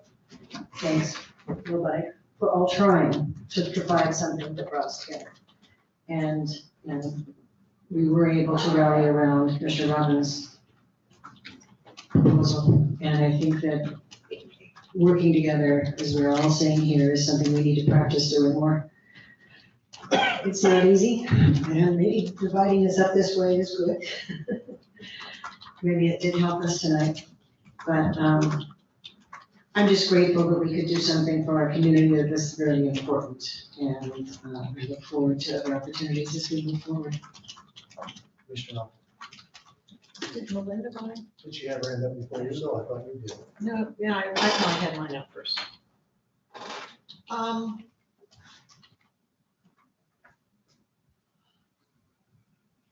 Our citizens did this. And that's important. I'm so impressed with the comments we got, the information we got, the absolute depth and breadth of the expertise and the caring in our community. Things looked pretty grim last week for good reason, for very good reason. And our citizens came and participated in government. And I want to thank if anybody is still on board and listening, thank you, thank you, thank you. A few other points. I believe there is a freedom from religion letter that's gone to our lawyer. And so I look forward to hearing about what has happened with that in the future. There were comments about our news media. You know, the people who do the news here are just our citizens. They're doing their best. And I sure was sad to hear them vilified. They are reporting what they hear, doing their absolute best to just report what's happened. So I hope that we will have more respect for our news media and not blame them for reporting what we say just because we don't like it getting out. I also, real concerns about the statements about in a constitutional republic, we have the right to not go on with the public vote if the people are wrong. We didn't hear that tonight, but it was said, and it was clarified. It was said a few times. And I have to point out that yesterday before the meeting, Chairman Bunnick, I went over to you to give you an opportunity to back down from that. I said, we'd like to drop that. Are you gonna pursue that kind of thing? And you said, absolutely, otherwise we have mob rule. That's a concern. That's real. We can't pretend it didn't happen. So we have a democratic constitutional republic. It is a representational system. We are the people's servants. They elect us. We have an obligation to represent their needs. If there is a public vote, our citizens need to trust that we are going to follow their expressed wishes. There were so many comments about only 33% voting for this millage. Well, I checked special millages, school millages for the last 5 years, and they're all about the same.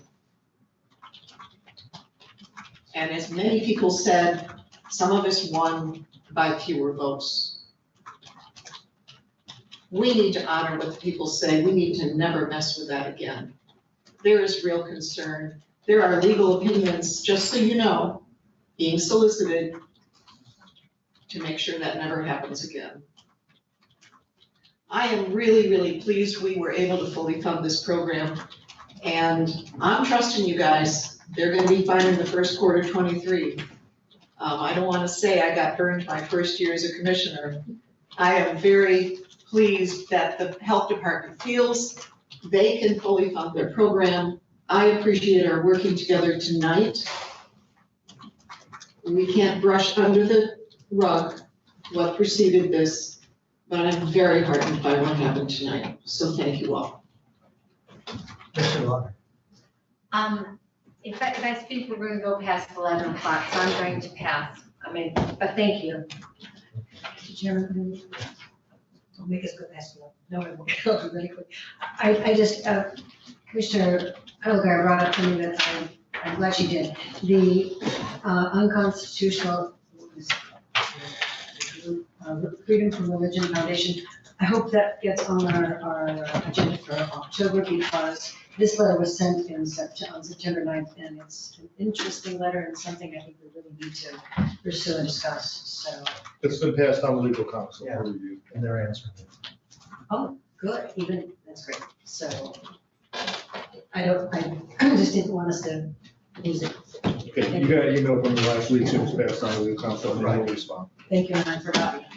Too much going on. We have to do the finances? Go ahead. I would move to approve claims and accounts, $214,106.98. Support. All those in favor say aye. Aye. All those opposed, the same sign. Motion passes 7-0. I would move to approve post audit, $5,387,359.87. Support. All those in favor say aye. Aye. All those opposed, the same sign. Motion passes